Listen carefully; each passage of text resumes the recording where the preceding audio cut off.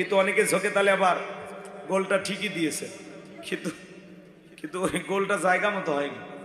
কথা বোঝেন নাই? দুর্নীতির আলো ঘরে ঘরে জালো, এই কথা বলা যাবে? আমরা চাই আমাদের মাতৃভূমি বাংলাদেশ দুর্নীতি মুক্ত আল্লাহ কবুল করুন, ছিল বলেন আমি। আমরা চাই আমাদের বাংলাদেশ মাদক মুক্ত আল্লাহ কবুল করুন, ছিল বলেন আমি। আমরা চাই আমাদের বাংলাদেশ যৌতুক মুক্ত আল্লাহ কবুল করুন, ছিল বলেন আমি। সম্মানিত ভাইরা আমার, ভূমিকায় লম্বা কথা নয়, সরাসরি মূল আলোচনায় প্রবেশ করতে চাই। তারপরে দু একটি কথা না বললে নয়। আজ থেকে কয়েক মাস আগে কোরআনের মাহফিলে কথা বলার জন্য গেলে যেখানে খাবার আয়োজন বসার ব্যবস্থা থাকতো, এখানে কিছু বুদ্ধিজীবীদের আগমন ঘটতো। এরা দিত প্রথম সবক, হুজুর এইটা বলা যাবে না, ওইটা বলা যাবে না, এটা বলবেন না, ওইটা বলবেন। এখন কি আর ওই বুদ্ধিজীবীরা আছে? টর্চ লাইট মেরে চেহারা খুঁজে পাওয়া যাচ্ছে না। কথা বলে ঠিক কিনা? মনে রাখবেন, জুলুম কখনো চিরস্থায়ী হতে পারে না। জালেমদের শেষ পরিণতি হলো পরাজয়, আর মাজলুমদের শেষ পরিণতি হলো বিজয়। আল্লাহু আকবার বলেন। এই স্লোগানটা মনে রাখবেন, শেষে গিয়ে এই স্লোগানের সাথে আপনারা মিল পাবেন ইনশাআল্লাহ। মনে রাখবেন, ক্ষমতার জোর আর যৌবনের জোর চিরকাল থাকেন, দুইটারই উত্থান পতন আছে। 80 বছরের চাচাক বলেন, চাচা কিছু আছে? ও বলবে কিচ্ছু নেই। কথা কয় না কেন? যারা ক্ষমতার চেয়ার রেখে পালিয়ে গেছে ওদেরকে বলেন এখন কেমন লাগতেছে? কয় আগে ভালো ছিল, কারণ এখন কি নাই, চেয়ার নাই। কথা বোঝেন? বোঝেন? এই দুইটা ধরে রাখা কঠিন, ধরে রাখা যায় না। যৌবনও ফুরিয়ে যায়, ক্ষমতার চেয়ারটাও হারিয়ে যায়। কথা কি বোঝা যায়? সামনে যাই মজা পাবেন ইনশাল্লাহ। আপাতত একটা চুক্তি আপনাদের সাথে আমার হোক। আমার নাম যুক্তিবাদী, আমি আপনাদের সাথে করব চুক্তি। কথা কি বুঝছেন? আপাতত 12টা পর্যন্ত কোরআনের মাহফিলে একজনও বসা করা যাবে না, এইরকম নিয়ত যাদের আছে শুধু তারা হাত তুলবে। আগে না, আগে না, আগে না, আগে যারা 12টা পর্যন্ত থাকবেন না তারা হাত তোলেন। জি, কারা কারা থাকবেন না? কয়জন দেখি, আমি গইনে দেখি। হাত তোলেন, হাত তোলেন, ভয় নাই, ভয় নাই। যারা থাকবেন না, 1 2 3 4 5 6 7 8 9 10 11 12 13 14 15 16 17 18 মোটামুটি 30-40 জনের মতো আসুন। আপনারা এখনই প্যান্ডেলের বাইরে যান, যে কোনো এক সাইটে গিয়ে আপনারা অবস্থান নেন, সুযোগ বুঝে চলে যাবেন। যেহেতু আপনাদের 12টা পর্যন্ত থাকার ইচ্ছা নেই। কথা বোঝেননি? 30 সেকেন্ড সময় দিলাম, দয়া করে আপনারা এক সাইডে যান। জি, চলে যান, আপনাদের অনুমতি দেওয়া হলো। কিন্তু মাঝখান থেকে ওয়াজের পরে ওঠার কোনো সুযোগ নেই। যান না ভাই, যারা হাত তুলছেন সাইটে যান, একটু সাইটে যান, জায়গা আছে তো? ওই যে দেখেন বসার ব্যবস্থা আছে, সাইটে যান। জি জি, না আগে সাইজে নেই তারপরে কথা বলবো, কারণ আমার চোখের সামনে 12টার আগে কেউ যেন মাজা সোজা করে না দাঁড়ায়। কথা কি বুঝতে পারতেছেন? এইবার 12টা পর্যন্ত যারা থাকবেন, কোরআনের প্রতি মহাব্বত, ভালোবাসা এবং ওলামা ইকরামদেরকে যারা মহাব্বত করেন, 2 হাত তুলে বলুন ইনশাআল্লাহ। আর একটু জোরে বলেন ইনশাআল্লাহ। বলেন হুজুর মুনাজাত হবে না যতক্ষণ, বলেন বলেন মুনাজাত হবে না যতক্ষণ, বাড়ি ফিরবো না ততক্ষণ, হুজুর আছে যতক্ষণ, আমরাও আছি ততক্ষণ। হুজুর নাই, আমরাও নেই। ঠিক আছে, এইবার দেখি তো কে ওঠে। এই যে ওয়াদা দিলেন, ওয়াদা ভঙ্গ করে কিসের লক্ষণ? ভাই গরম পানি চাইছি, চা খাবো না তো, চাটা নষ্ট হয়ে যাবে। না, যা চাইবো ওইটাই দেবেন। চাইলাম পানি, দেয় চা, কি মহাব্বত, তাই না? ভালো, চলুন তাহলে আমাদের চুক্তিনামা সই হয়ে গেছে। 12টা পর্যন্ত ওটা বাসা করবেন না ইনশাআল্লাহ। এখন আর একটা কথা, এই যে চুক্তি করলেন তো একটা বেনিফিট থাকা দরকার। এই 12টা পর্যন্ত আল্লাহ তাআলা তার এই গোলামকে যদি সুস্থ রাখে, ভালো রাখে, কোনো কারণে যদি অজ্ঞান না হয়ে যায়, পড়ে না যায়, মেজাজ হারিয়ে না ফেলি, তারপরে যদি কোনো ব্যক্তির ওয়াজ শুনতে খারাপ লাগে, যে হুজুর 12টা পর্যন্ত আমি থাকলাম, আমি ওয়াজ ভালো লাগেনি, আপনার যাতায়াতের যে কয় টাকা খরচ হচ্ছে আমাকে বলবেন, বিকাশ নাম্বার দেবেন, পরে খরচটা পাঠায় দিন। কি রাজি আছেন? এবার চলেন আমরা আলোচনা শুরু করি। আমার কোনো জ্ঞান নাই, জ্ঞান দেওয়ার মালিক কে? কালু সুবহানাকা লা ইলমা লানা ইল্লা মা আল্লামতানা ইন্নাকা আনতাল আলিমুল হাকিম। বলুন সুবহানাল্লাহ। এখানে অনেক জ্ঞানী মানুষ বসে আছেন, যাদের ছাত্র হতে পারলে আমি গুনাহগারের কিসমতটা খুলে যেত। এই জন্য সকলের প্রতি শ্রদ্ধা সম্মান রেখে কথাগুলো বলতেছি। পাথরগুলো যখন সাজানো হয়, সবচাইতে ওজনওয়ালা পাথরটা নিচে থাকে। কথা কেন? 20 KG, 10 KG, 5 KG, 2 KG, 1 KG, 500 গ্রাম, 200 গ্রাম, 100 গ্রাম, 50 গ্রাম, উপরে থাকে 20 গ্রাম। ওই 20 গ্রাম পাথরের মতো আমার অবস্থা। অনেক জ্ঞানী মানুষ বসে আছে, আলেম ওলামা, মাদ্রাসার প্রিন্সিপাল, অনেকেই বসে আছে। এই জন্য আপনাদের প্রতি শ্রদ্ধা সম্মান রেখে আপনাদের দোয়া নিয়ে আলোচনা শুরু করব। আমি কথা বলবো পবিত্র কোরআনুল কারীমের 41 নম্বর সূরা। সূরার নাম হামিমাস সাজদা। কি নাম বলেন? হামিমাস সাজদা। মনে থাকবে তো ইনশাআল্লাহ? এই সাজদা সূরা থেকে আমি আপনাদের সামনে একটি আয়াতে কারিমা তেলাওয়াত করেছি। আয়াতের নাম্বার হলো 30। এই হামিমাস সাজদা থেকে আপনাদের সামনে কয়টা আয়াতে কারিমা তেলাওয়াত করেছি? একটি। আয়াতের নাম্বার কত? 30। কোরআনুল কারীমের 41 নম্বর সূরা। মোট আয়াত আছে 54টি, রুকু আছে 6টি। বিশ্বনবীর মক্কার জিন্দেগিতে আল্লাহ তাআলা এই সূরাটি নাজিল করেছেন। চিৎকার মেরে বলুন আল্লাহু আকবার। 24 নম্বর পারার 19 নম্বর পৃষ্ঠার 3 নম্বর লাইনে আয়াতে কারিমাগুলো রয়েছে। চিৎকার মেরে বলুন আল্লাহু আকবার। তাহলে সূরার নাম কি বললাম? হামিমাস সাজদা। মনে থাকবে তো ইনশাআল্লাহ? মোট আয়াত 54। কত কত? রুকু আছে 6টি। জোরে বলেন কয়টি? আমরা যে আয়াতে কারিমা তেলাওয়াত করেছি আয়াতের নাম্বার 30। আল্লাহ জানে আলোচনা কবুল করার পরে, শোনার পরে আমাদেরকে পার করে দেন ফুল সিরাতের ব্রিজ। জোরে বলেন আমিন। এবার জবান ছেড়ে সবাই মহাব্বতে আমার সঙ্গে তেলাওয়াত করুন। আউযু বিল্লাহি মিনাশ শাইতানির রাজিম। বিসমিল্লাহির রাহমানির রহিম। বিতাড়িত মোর্দার শয়তানের কাছ থেকে আল্লাহ পাকের কাছে আশ্রয় প্রার্থনা চাচ্ছি। পরম করুণাময় অসীম দয়ালু আল্লাহ তাআলার নামে শুরু করছি। আমার আল্লাহ রাব্বুল আলামিন বলেন, ইন্নাল্লাযীনা ক্বালু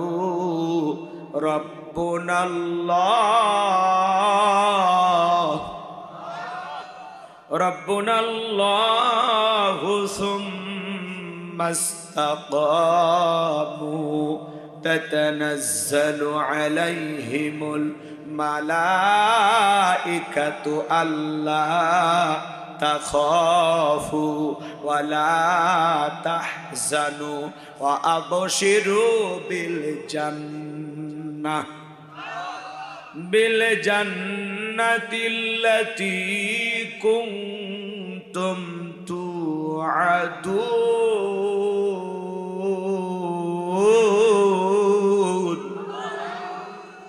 যে কোনো আয়াত বা সূরার তাফসীর করতে হলে কোন প্রেক্ষাপটে কোন সময় আল্লাহ তাআলা সেই সূরাটি বা আয়াতটি নাজিল করেছেন, সেই নাজিলের প্রেক্ষাপট জানার দরকার আছে না নাই? আরবিতে বলা হয় শানে নজুল। যদি শানে নজুল আলোচনা করা হয় তাহলে তাফসীর বুঝতে সহজ হয়।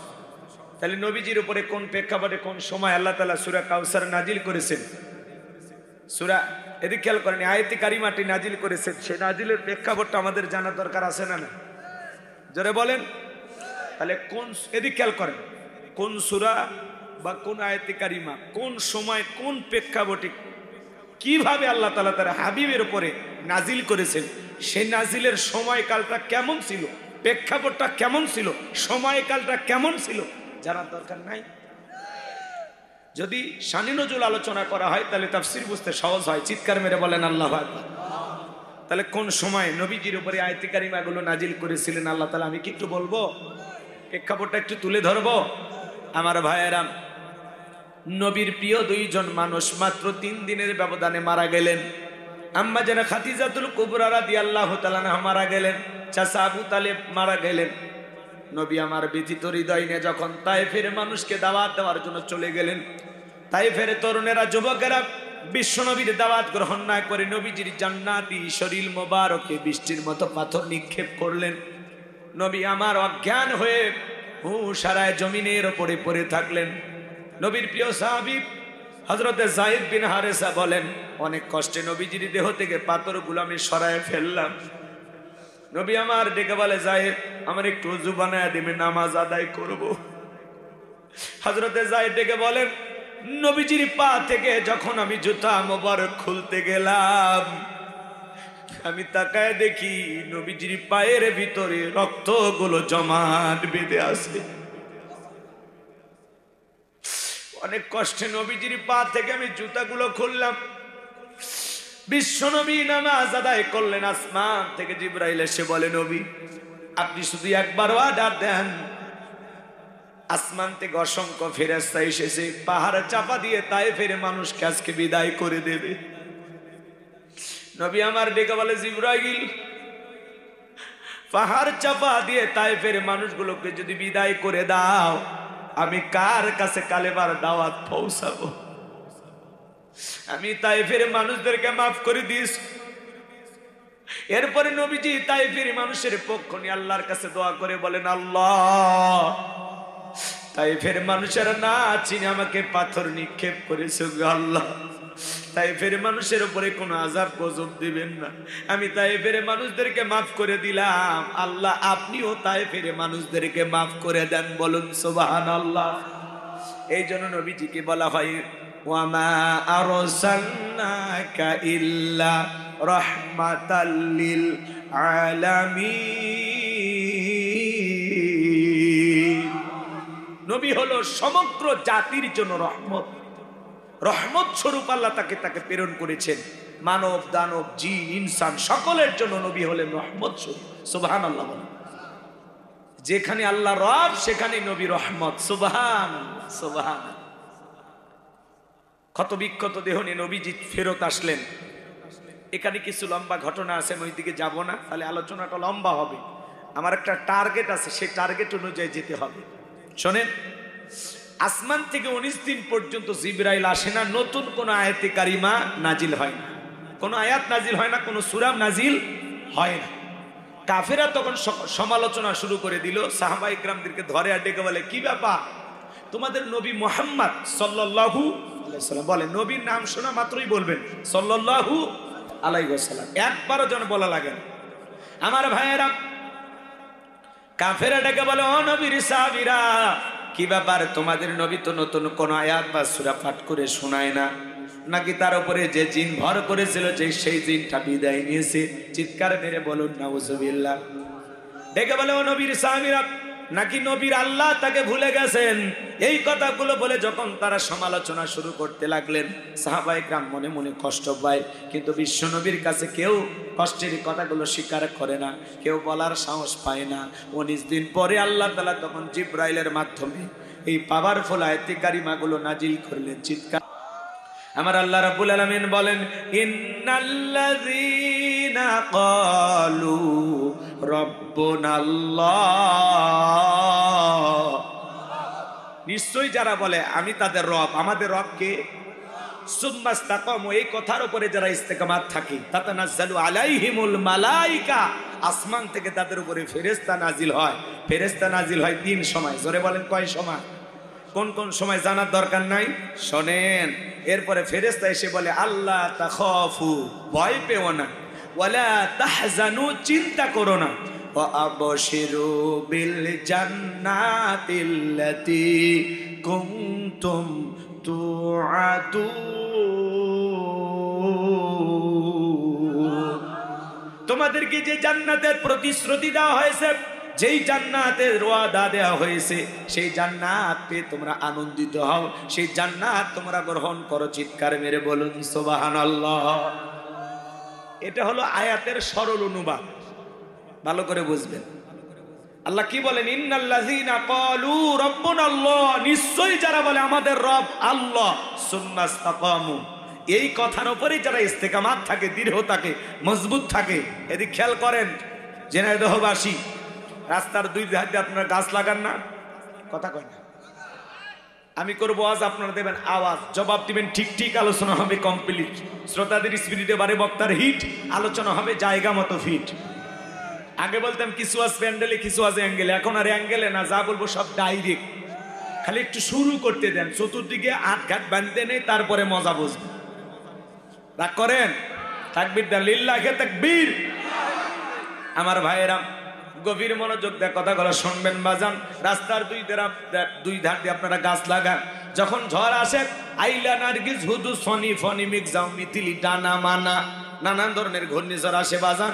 ওই ঘূর্ণিঝড়ে দেখবেন রাস্তার গাছ গোছালিগুলো ভেঙে পড়ে যায়, আবার কিছু কিছু গাছ মজবুত ভাবে শিকড় নিয়ে দাঁড়িয়ে থাকে। এর নাম হলো সুম্মাস্তাকামু, ইস্তেকামাত থাকা, দৃঢ় থাকা, মজবুত থাকা। ভেঙে না পড়া। কথা বলেন না কেন? আপনি যখন বলবেন আল্লাহ আমার রব, ইন্নাল্লাযীনা ক্বালু রাব্বুনাল্লাহ, নিশ্চয়ই যারা বলে আমাদের রব আল্লাহ, আমাদের রব কে? সুম্মাস্তাকামু, এই কথার উপরে যারা ইস্তেকামাত থাকবে, দৃঢ় থাকবে, মজবুত থাকবে, তাদের উপরে মামলা আসবে, হামলা আসবে, নির্যাতন আসবে, জুলুম আসবে, ঘর ছাড়া করবে, দেশ ছাড়া করবে, বিবির কাছে ঘুমাইতে দেবেন না, মামলা হামলা দিয়ে ফাঁসিয়ে দেবে, হাজারো নির্যাতন জুলুম সহ্য করবে, হাসতে হাসতে ফাঁসির দড়িতে ঝুলবে, হাজারো মামলার আসামি হবে, কিন্তু কোনো জালেমের কাছে মাথা নত করবে না, করবে না, করবে না। এর নাম হলো সুম্মাস্তাকামু, ইস্তেকামাত থাকা। কতগুলো বাজার, আস্তে আস্তে তাকবীর দেবেন, কম টানবেন, সুবহানাল্লাহ বলবেন, কম টানবেন, ঠিক আছে? সবার সাথে তাল মিলে, এই যে বাজান, সবার সাথে তাল মিলে থাকবে না, ঠিক আছে? আওয়াজ ঠিক আছে, ওনার আওয়াজ ঠিক আছে, লিল্লাহে তাকবীর। জি আমার ভাইরা গভীর মনোযোগ দিয়ে শুনেন বাজান, আয়াতের শুরুতে আল্লাহ তাআলা কি বলেন? ইন্নাল্লাযীনা ক্বালু রাব্বুনাল্লাহ, নিশ্চয়ই যারা বলে আমি তাদের রব। জোরে বলেন আমাদের রব কে? আরেকটু সেটা বলেন কে? আমার আল্লাহ রাব্বুল আলামিন আপনাকে আমাকে যখন সৃষ্টি করেছেন রুহের জগতে, আল্লাহ তাআলা আপনাকে আমাকে প্রশ্ন করে বলেছিলেন আলাস্তু বিরাব্বিকুম, আমি কি তোমাদের রব নই? আমরা সেদিন সবাই জবাব দিয়ে বলেছিলাম ক্বালু বালা, অবশ্যই আপনি আমাদের রব। এই পৃথিবীর জমিনে আসার পরে আল্লাহ রাব্বুল আলামিন সর্বপ্রথম যে ওহী নাজিল করলেন, ইকরা বিসমি রাব্বিকাল্লাযী খলাক, পরে তোমার রবের নামে যিনি তোমাদেরকে সৃষ্টি করেছেন। এই আয়াতের ভিতরে রব শব্দ আছে না নাই?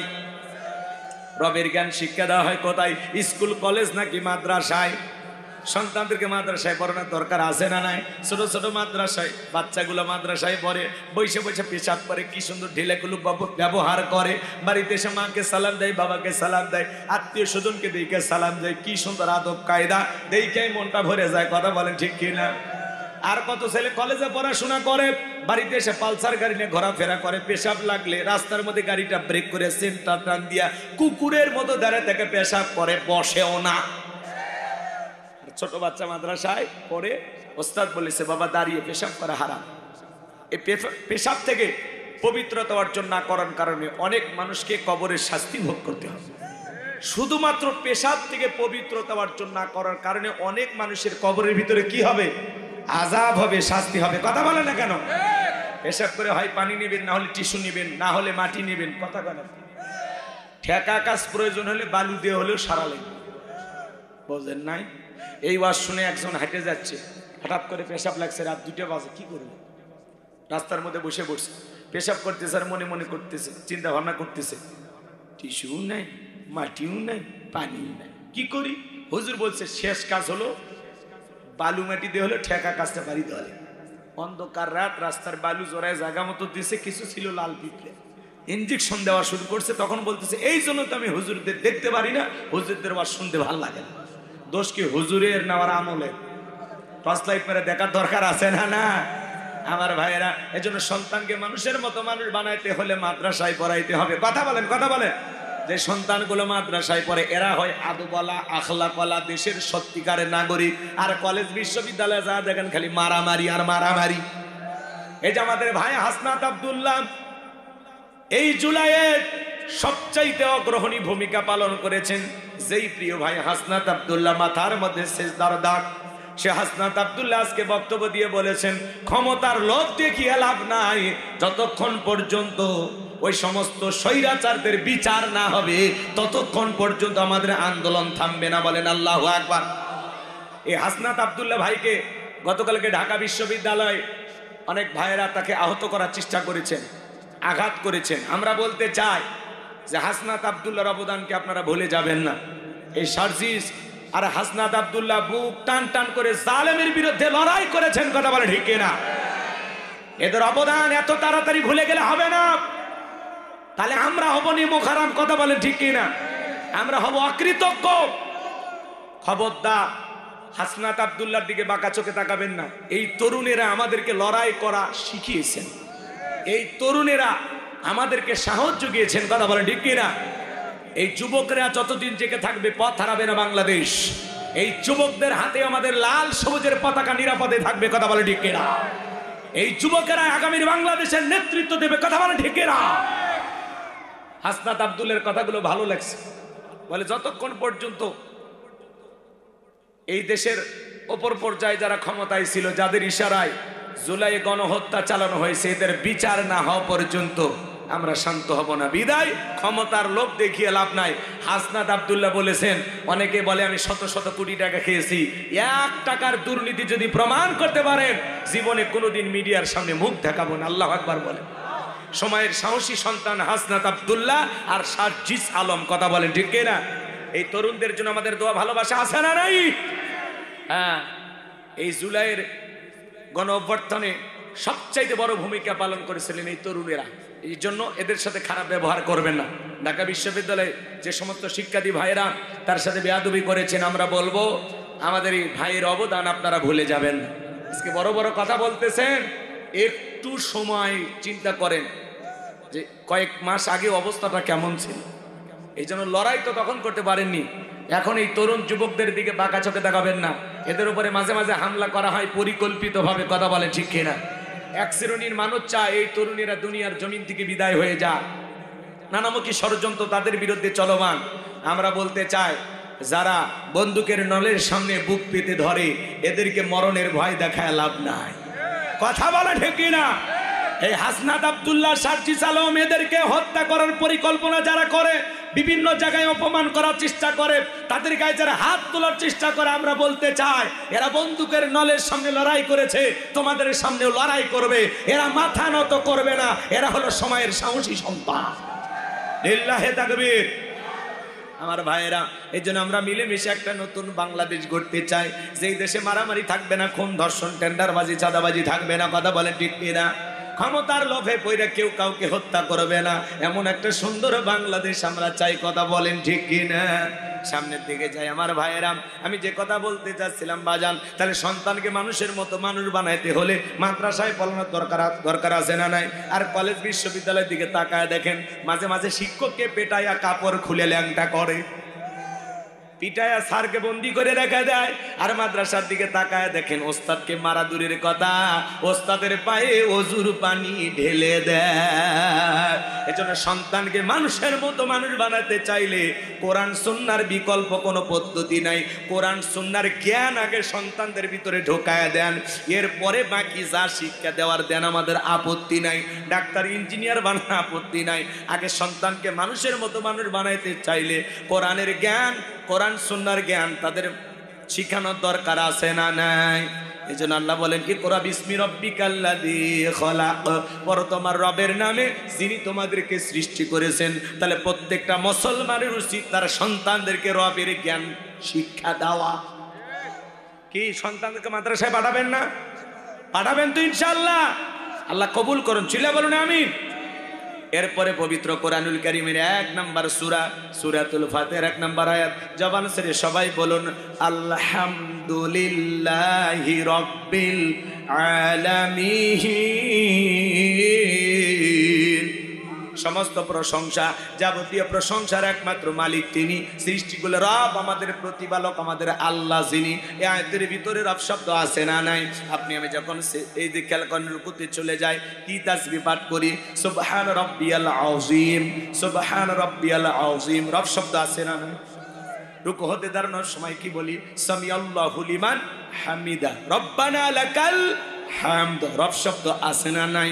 এরপরে যখন সিজদায় মাথাটা লুটিয়ে ফেলি, কি বলি? সিজদা থেকে আমরা কি তাসবিহ পাঠ করি? সুবহান রাব্বিয়াল আ'লা, সুবহান রাব্বিয়াল আ'লা।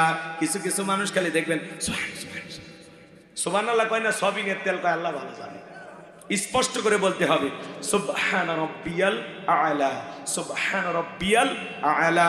এরপরে নামাজের সালাম ফিরানোর পরে আল্লাহর কাছে হাত তুলে যখন দোয়া করি, কি বলি? রব্বানা আতিনা ফিদ দুনিয়া হাসানাতাও ওয়া ফিল আখিরাতি হাসানাতাও ওয়া কিনা আযাবান নার। সূরা বাকারা 201 নম্বর আয়াত। আল্লাহর কাছে ডেকে বললাম, হে আমাদের রব, আমাদের দুনিয়ার কল্যাণ দান করো, আখিরাতের কল্যাণ দান করো, ওই কঠিন জাহান্নামের আগুন থেকে আমাদের মুক্তি দাও। তাহলে ইহকালের পরকালের কল্যাণ দেওয়ার একমাত্র মালিক কে? জাহান্নামের আগুন থেকে বাঁচানোর মালিক কে? পবিত্র কুরআনুল কারীমের সর্বশেষ যে সূরাটির নাম হলো নাস, তার 1 নাম্বার আয়াত, কুল আউযু বিরাব্বিন নাস। আয়াতের ভিতরে রব শব্দ আছে না নাই? জীবনের পরতে পরতে সব জায়গায় রব। আপনি আমি যেদিন মারা যাব, মসজিদের মাইকে যেদিন এলান জারি হবে, বাজান এই গ্রামের অমুক ব্যক্তি বেঁচে নাই, ইন্না লিল্লাহি ওয়া ইন্না ইলাইহি রাজিউন। আপনার আমার মৃত্যুর সংবাদ শোনার পরে ছেলেটা কেঁদে বলবে বাবা নাই, মেয়েটা কেঁদে বলবে বাবা নাই, প্রিয়তমা স্ত্রী কেঁদে বলবে আমার স্বামী নাই, মা বাবা থাকলে বলবে কলিজার ধনটা হারাইলাম। আপনার আমার মৃত্যুর সংবাদ শোনার পরে চতুর্দিক আত্মীয় স্বজন সবাই ছুটে আসবে। এ বাজান যতই মহাব্বত ভালোবাসা থাক না কেন, রাত 12টার দিকে যদি আপনার বিবি টের পায় আপনার নিঃশ্বাসটা কাজ করতেছে না, বলেন তো বাজান কোনো বিবি কি বলবে আমার স্বামী মারা গেছে, এখন রাত 12টা 1টা বেজে গেছে, কিছুক্ষণ পরে সকাল হবে না, আমার স্বামী মারা গেছে, আমি আমার মৃত স্বামীর কাছে সকাল পর্যন্ত একটু ঘুমায়া থাকি। বলেন তো বাজান 30-40 বছর যেই বিবির সাথে মহব্বত ভালোবাসায় দিয়ে সংসারটা করলেন, আপনার ইন্তিকালের পরে আপনার বিবি কি 2-4 ঘন্টা আপনার পাশে ঘুমাবে? কোনো বিবি ঘুমাবে না। চিৎকার মেরে ডেকে বলবে কে কোথায় আছে, অমুকের বাবা মারা গেছে, তাড়াতাড়ি ঘর থেকে বের করো। যেই দামি বিল্ডিংটা বানাইলেন বাজান, 1টা ঘন্টা ওই বিল্ডিং এর ভিতরে আপনাকে আর রাখবেন না, আপনার লাশটা বের করবে। যে দামি টাইলস দিয়ে বাথরুমটা বানাইছেন বাজান, ওখানে আপনার জীবনের শেষ গোসলটা হবে না। মশারি টাঙ্গাইয়া চকির ওপরে শোয়াইয়া দিয়া দেখে রঙিন পোশাক খুইলা বড়ই পাতার গরম পানি দিয়া আপনাকে আমাকে উলঙ্গ করাইয়া গোসল করাইয়া দেবে। ছোট ছোট সন্তানগুলো কাঁদে আর বলে আম্মু বাবা কতদিন গোসলখানায় গোসল করলো, আজকে কেন বাবা এভাবে নিথর ভাবে শুয়ে আছে, অন্য মানুষ কেন বাবারে গোসল করাইয়া দেয়? ছোট সন্তানগুলো বোঝে না, মা বুঝানোর চেষ্টা করে, ওরা হাউমাউ করে কাঁদে। এমনও 2-3 বছরের বাচ্চা রেখে বাবা মারা যায়, সন্তানগুলো চিৎকার মারে আব্বু আব্বু আব্বু আমাকে একা রাইখা যাইও না। সন্তানের চিৎকার বাবা শুনতে পারে কিন্তু জবাব দেওয়ার ক্ষমতা থাকে না। আপনার আমারে গোসল করাইয়া দিয়া সাদা কাপড়ে চকলেটের মতো মরাইয়া মসজিদের খাটিয়াতে 2-4 জন বরযাত্রী ধইরা পিছনে হাজার হাজার শত শত মানুষ ছুটে যাবে আপনাকে আমাকে কবরে শায়িত করার জন্য। 3 জন মানুষ যখন লাশটা কবরে রাখবে বাজান, মনে হবে এই 3 জন মানুষ বুঝি আমার সাথী হবে, কিন্তু না না। চক্ষু দুইটা বন্ধ করে একবার চিন্তা করেন, এই অবস্থা যদি কালকে আপনারা হয় কি করবেন? 3 জন মানুষ লাশটা যখন কবরের ভিতরে রাখবা মনে হবে এরাই বুঝি সাথী, কিন্তু লাশটা কবর রাখার পরে একে একে সবাই কবর থেকে উঠে আসবে। কবরে লাশটা রাখার পরে দূরাকাশে একটু একটু দেখা যায়। এরপরে যখন কবরে বাঁশের বিছানা বিছায়া দিয়া মনকে মন মাটি চাপা দিবে, কবরটা হয়ে যাবে ঘর অন্ধকার। আপনার আমার দেহটা কবরে রাইখা সবাই যখন চলে আসবে, তাদের পায়ের আওয়াজ কবরে থাকা ব্যক্তি শুনতে পাইবে, এই তো বুঝি ওরা চলে যায়। চিৎকার মেরে ডেকে বলবে আমাকে একা রাইখা যাইও না, সন্তানটা সাথে যাবে কিন্তু কবরের পাশে থাকবে না, চলে আসবে। বন্ধু বান্ধব কতজন যাবে গো, কেউ তো সাথী হবে না, সবাই চলে আসবে। ওই কবরে থাকা ব্যক্তি, আমার নবী বলেন যে কবরে চলে গেল তার চাইতে অসহায় আর কেউ নাই। এই জন্য বিশ্ব নবী বলেন কলা কলা রাসূলুল্লাহ সাল্লাল্লাহু আলাইহি সাল্লাম ইন্নামাল কুবরু রাবযাতুম মিন রিয়াদিল জান্নাহ আও হুফরাতুম মিন হুফারিন নার, রাহু তিরমিজি। বিশ্বনবী থেকে বলেন যে ব্যক্তির আমল ভালো, মৃত্যুর সঙ্গে সঙ্গে আল্লাহ তাআলা তার কবরটা জান্নাতের বাগান বানায়া দিবেন, বলেন সুবহানাল্লাহ। আর যে ব্যক্তির আমল খারাপ, আও হুফরাতুম মিন হুফারিন নার, তার কবরটা হবে জাহান্নামের আগুনের গর্ত। একবার যদি কারো কবর জাহান্নামের আগুনের গর্ত হয়ে যায় বাজার, তার কিন্তু বাঁচার কোনো উপায় নাই। দুনিয়ার আগুনের চাইতে জাহান্নামের আগুনের পাওয়ার হলো 70 গুণ বেশি। এজন্য কবর কিন্তু জায়গা ভালো নয়। আমার আল্লাহ ডেকে বলেন, ফামাই আমাল মিসকালা যাররাতিন খায়রান ইয়ারা ওয়া মাই আমাল মিসকালা যাররাতিন শাররান ইয়ারা। বান্দারে, তুমি যদি সাররা পরিমাণ অনুপরিমাণে নেক আমল করো, ওইটা আল্লাহ তাআলা তোমার আমলনামায় লিপিবদ্ধ করে রাখবে। তুমি যদি যাররা পরিমাণ অনুপরিমাণে বদ আমল করো, ওইটাও তোমার আমলনামায় লিপিবদ্ধ করা হবে। আর যারা গুনাহে একবার অন্ধকার কবরে যাবে, ওই কবরের ডানের মাটি বামে চলে যাবে, বামের মাটি ডানে চলে যাবে। এমন জোরে সাপ দেবে বাজার, এক পাজরের আর অন্য পাজরে ঢুকে যাবে। কবরে থাকা অন্ধ ফেরেশতা চোখে দেখে না, কানে শোনে না, হাতুড়ি দিয়ে আঘাত করবে, দেহটা চূর্ণ বিচূর্ণ হয়ে যাবে। কবরে থাকা সাপ মারলে 70 হাত দেহটা নিচের ভিতরে চলে যাবে। কবর কিন্তু জায়গা ভালো না। আপনি আমি দুনিয়াতে কেউ থাকবো না বাজান, ওই কবরে কিন্তু আপনাকে আমাকে যাইতেই হবে। নবীর প্রিয় সাহাবী হযরত ওসমান রাদিয়াল্লাহু তাআলা আনহু জান্নাতের সার্টিফিকেট প্রাপ্ত সাহাবী। এরপরে কবরস্থান দেখলেই কান্না করতেন হাউমাউ করে। মাঝে মাঝে কাঁদতে কাঁদতে কবরের পাশে অজ্ঞান হয়ে পড়ে যাইতেন হযরত ওসমান। জিজ্ঞাসা করা হয়, ও নবীর প্রিয় সাহাবী ওসমান, নবী যখন কবরের আলোচনা করে তখন তুমি এত অজ্ঞান হও না, কবর দেখে কেন তুমি অজ্ঞান হয়ে পড়ে যাও? হযরত ওসমান ডেকে বলে, এই কবর হলো প্রত্যেকটা মানুষের প্রথম মঞ্জিল, প্রথম ঘাঁটি, প্রথম স্টেশন। এই কবরে 3টা প্রশ্ন করা হবে। যে সঠিক উত্তর দিতে পারবে তার মিজান ফুলসিরাতে কোনো টেনশন নাই। যে উত্তর দিতে পারবে না তার কিন্তু বাঁচার কোনো উপায় নাই, কারণ কবর হলো জায়গা ভালো না। কথা বলে না কেন? কবর জায়গা ভালো। 6 দিন পরে নখ খসে যাবে, 9 দিন পরে চুল। কবর গায়ের সামান নিতে কইরো না কেউ ভুল। 6 দিন পরে নখ খসে যাবে, 9 দিন পরে চুল।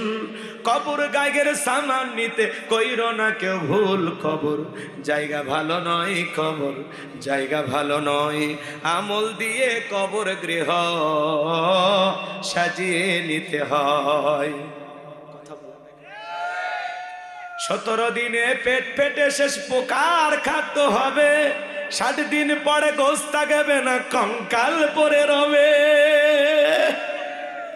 ভাবা যায়, পেটটা ফেটে যাবে, পোকাগুলো কিলবিল করবে, নাক মুখ দিয়ে পোকাগুলো প্রবেশ করবে।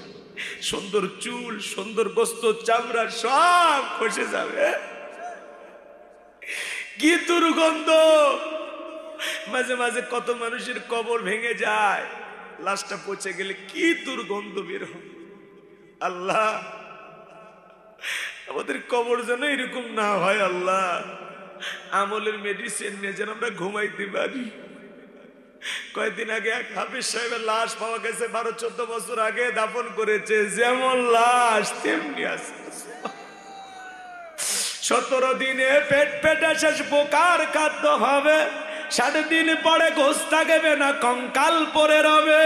90 দিন হাড়গুলি সব, 90 দিন হাড়গুলি সব আলাদা হয়ে রয়। কবর জায়গা ভালো নয়, কবর জায়গা ভালো নয়। আমল দিয়ে কবর গৃহ সাজিয়ে নিতে হয়। জোরে বলেন মারহাবা। ওই কবরের ভিতরে আপনাকে আমাকে প্রশ্ন করা হবে, মার রব্বুকা, তোমার রব কি? প্রশ্নের ভিতরে রব শব্দ আছে না নাই? জীবনের পরতে পরতে সব জায়গায় রব। কবরে ঢোকা মাত্র আল্লাহ তাআলা ফেরেশতারা আপনাকে আমাকে প্রশ্ন করবেন, মার রব্বুকা, তোমার রব কি? যারা এই দুনিয়ার রবের বিধান মেনেছে, রবকে এদিক খেয়াল করেন, রবের বিধান মোতাবেক চলেছে, যারা এই দুনিয়ার জমিনে রবের গোলামি করেছে, যারা খাঁটি মুমিন মুত্তাকি আল্লাহর প্রিয় নেককার বান্দা, নেক আমল করে কবরে যাবে, যারা কবরের প্রশ্নের সঠিক উত্তর দিতে পারবে, তারা বলুন আল্লাহু আকবার। ওই নেককার মুমিন মুত্তাকি বান্দাকে যখন জিজ্ঞাসা করা হবে, মার রব্বুকা, তোমার রব কি? আল্লাহর সেই নেককার বান্দা জবাব দিয়ে বলবে, রব্বি আল্লাহ, রব্বি আল্লাহ, আমার রব আমার আল্লাহ। আল্লাহু আকবার বলেন।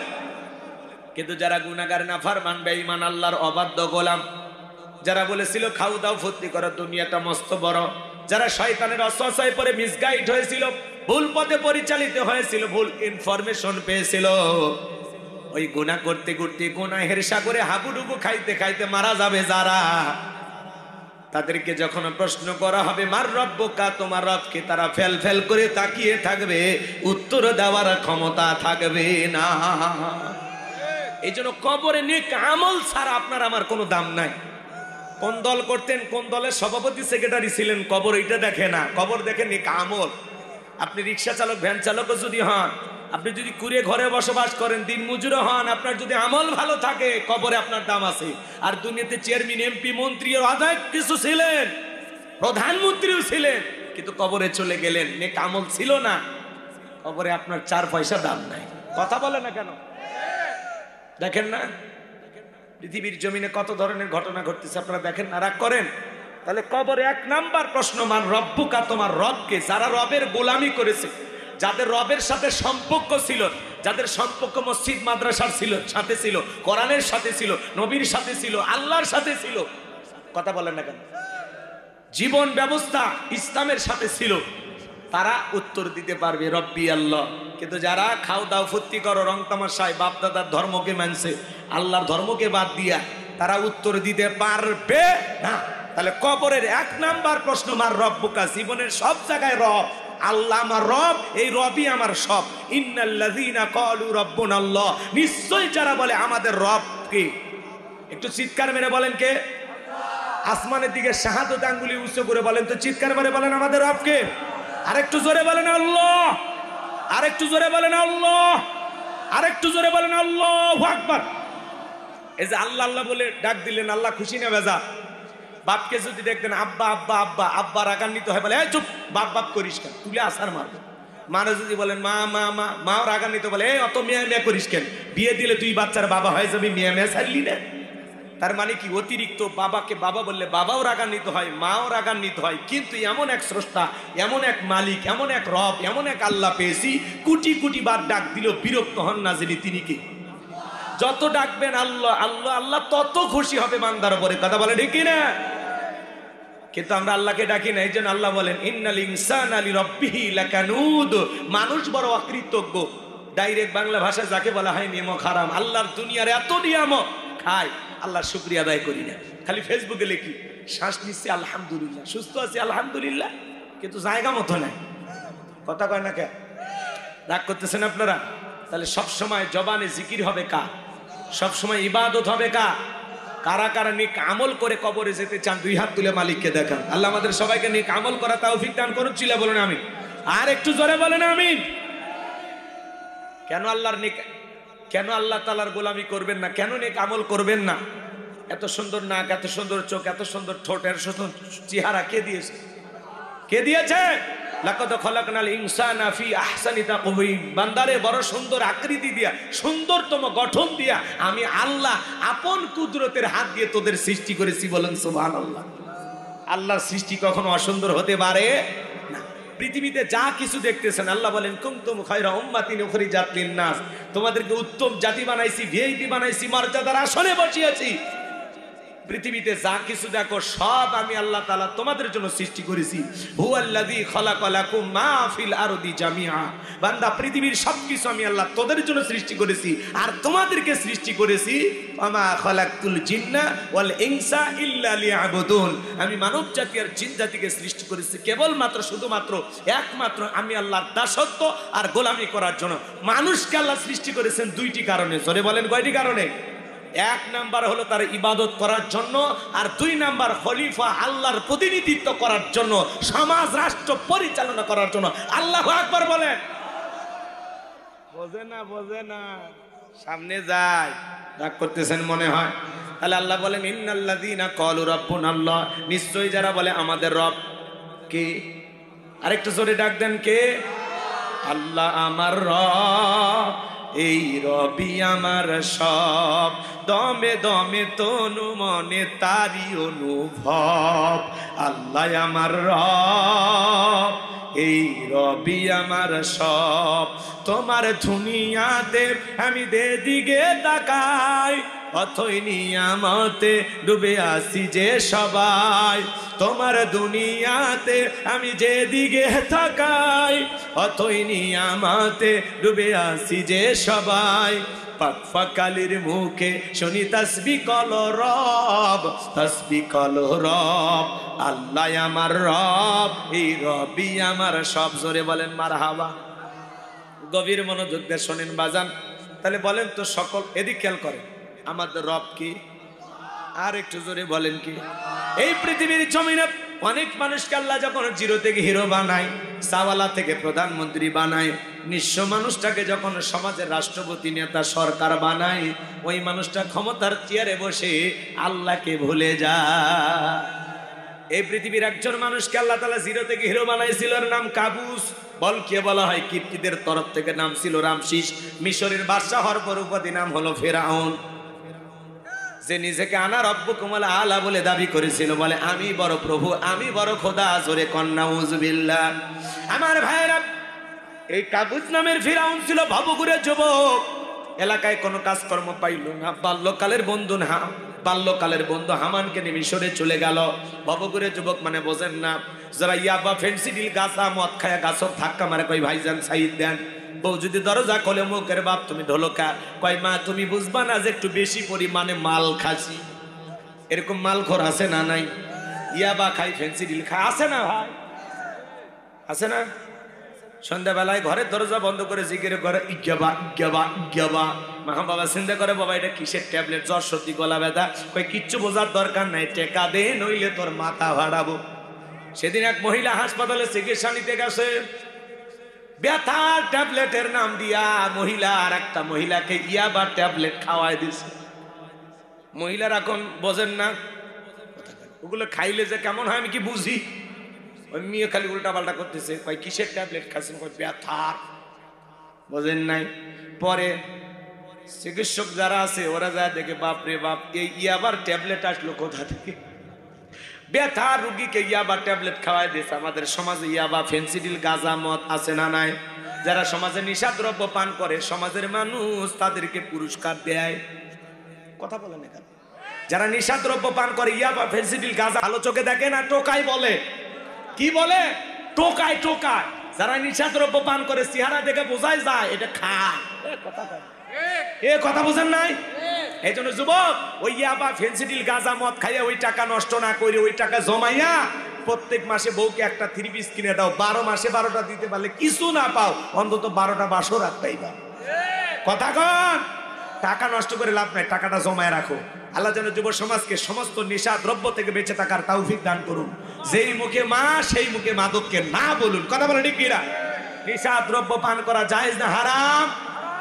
তাহলে হারাম আমরা ছেড়ে দেব না ধরবো? হারামকে বর্জন করব কার ভালোবাসা? কার ভালোবাসা পাওয়ার জন্য? আল্লাহ যেন আমাদের হেদায়েত দান করেন। জোরে বলেন আমিন। সকল ধরনের নেশা দ্রব্য আজ থেকে পান করব না। কোন কোন যুবক আছে হাত তোলো তো দেখি। মাদক দ্রব্য পান করা যাবে? নেশা দ্রব্য পান করা যাবে? মাদককে না বলুন। আজ থেকে মাদক খাবো না ইনশাল্লাহ। মাদক মুক্ত সমাজ আমরা গড়ে তুলবো। আল্লাহ পাক আমাদের সবাইকে আমল করা তৌফিক দান করুন। চিল্লা বলুন আমিন। সম্মানিত ভাইরা আমার, আমি লম্বা করব না, সংক্ষিপ্ত কথা বলে দিয়ে যায়। এই ভবঘুরে যুবক কাবুস নামের ফিরাউন চলে গেল। সর্বপ্রথম মিশরের তরমুজের ক্ষেতের লেবারি করলো। কিছুদিন পরে বলে এটা আর ভালো লাগে না, মিশরের সরকারি গোরস্থানে দারোয়ান লাগবে। চতুর্দিক দিয়ে ঢোল পিটা খবর দেওয়া হয়েছে। হাজার হাজার মানুষের লাইনের মধ্যে দাঁড়ায় গেছে। ওই কাবুস নামের ফিরাউন ইন্টারভিউ দেওয়ার জন্য লাইনের মধ্যে দাঁড়ায় গেছে। একে একে যখন ফিরাউনের ইন্টারভিউ দেওয়ার পালা, তখন ডেকে বলে, বাদশা, বুক ভরা আশা নিয়ে ভিন দেশ থেকে আপনার দেশে এসেছি। আমি যতটুকু জানি আপনার চাইতে ভালো মানুষ মিশরের জমিনে আর কেউ নাই। দয়া করে যদি চাকরিটা দেন, সারা জীবন আপনার প্রতি কৃতজ্ঞ থাকবো। এমন ভাবে কথাগুলো উপস্থাপন করেছেন, বাদশার মায়া লাগে গেল। কথা আছে দুষ্ট লোকের মিষ্টি কথা। এইবার বাদশা ডেকে বলে, ইন্টারভিউ বন্ধ করো। এই কাবুস নামের ছেলেটাকে মিশরের সরকারি গোরস্থানের দারোয়ানের চাকরিতে নিয়োগ দেওয়া হলো। এইবার চাকরি পাওয়ার পরে ফিরাউন চিন্তা করে, বাদশা মাসে মাসে বেতন দেবে, ঠিক আছে, কিন্তু ওই বেতন দিয়ে চলবে না, আমার সাইট আলাদা ইনকাম করা দরকার। এইবার যারা লাশ দাফন করতে আসে ওদেরকে ডেকে বলে, শোনো, তোমরা যদি লাশ দাফন করতে চাও, লাশ প্রতি আমার একটা করে দিরহাম দেওয়া লাগবে, না হলে লাশ দাফন করতে দেব না।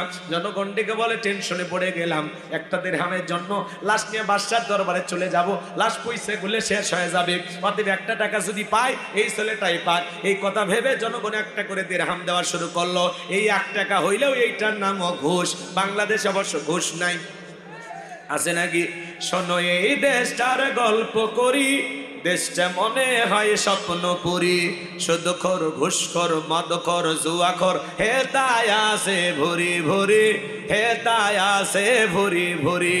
এ দেশে অসৎ কামাই কেউ করে না, তবে ঘুষের টাকা পেলে কেউ তো ছাড়ে না। টেবিলের নিচ দিয়ে হাত বাড়িয়ে কালো টাকাটা নেই সারিয়ে, টেবিলের নিচ দিয়ে হাত বাড়িয়ে কালো টাকাটা নেই সারিয়ে। করছে ওরা বড় দেশের চুরি, করছে ওরা বড় দেশের চুরি। শোনো এই দেশটার গল্প করি। কথা বোঝেন নাই? একটা ছেলের চাকরির জন্য 5 লাখ 10 লাখ 20 লাখ টাকা পর্যন্ত ঘুষ ওপরওয়ালাকে দেওয়া লাগে। ওপরওয়ালা বলতে কি ফেরেশতা এসে নিয়ে যা? এই দেশের চেয়ার টেবিল পর্যন্ত ঘুষ খায়।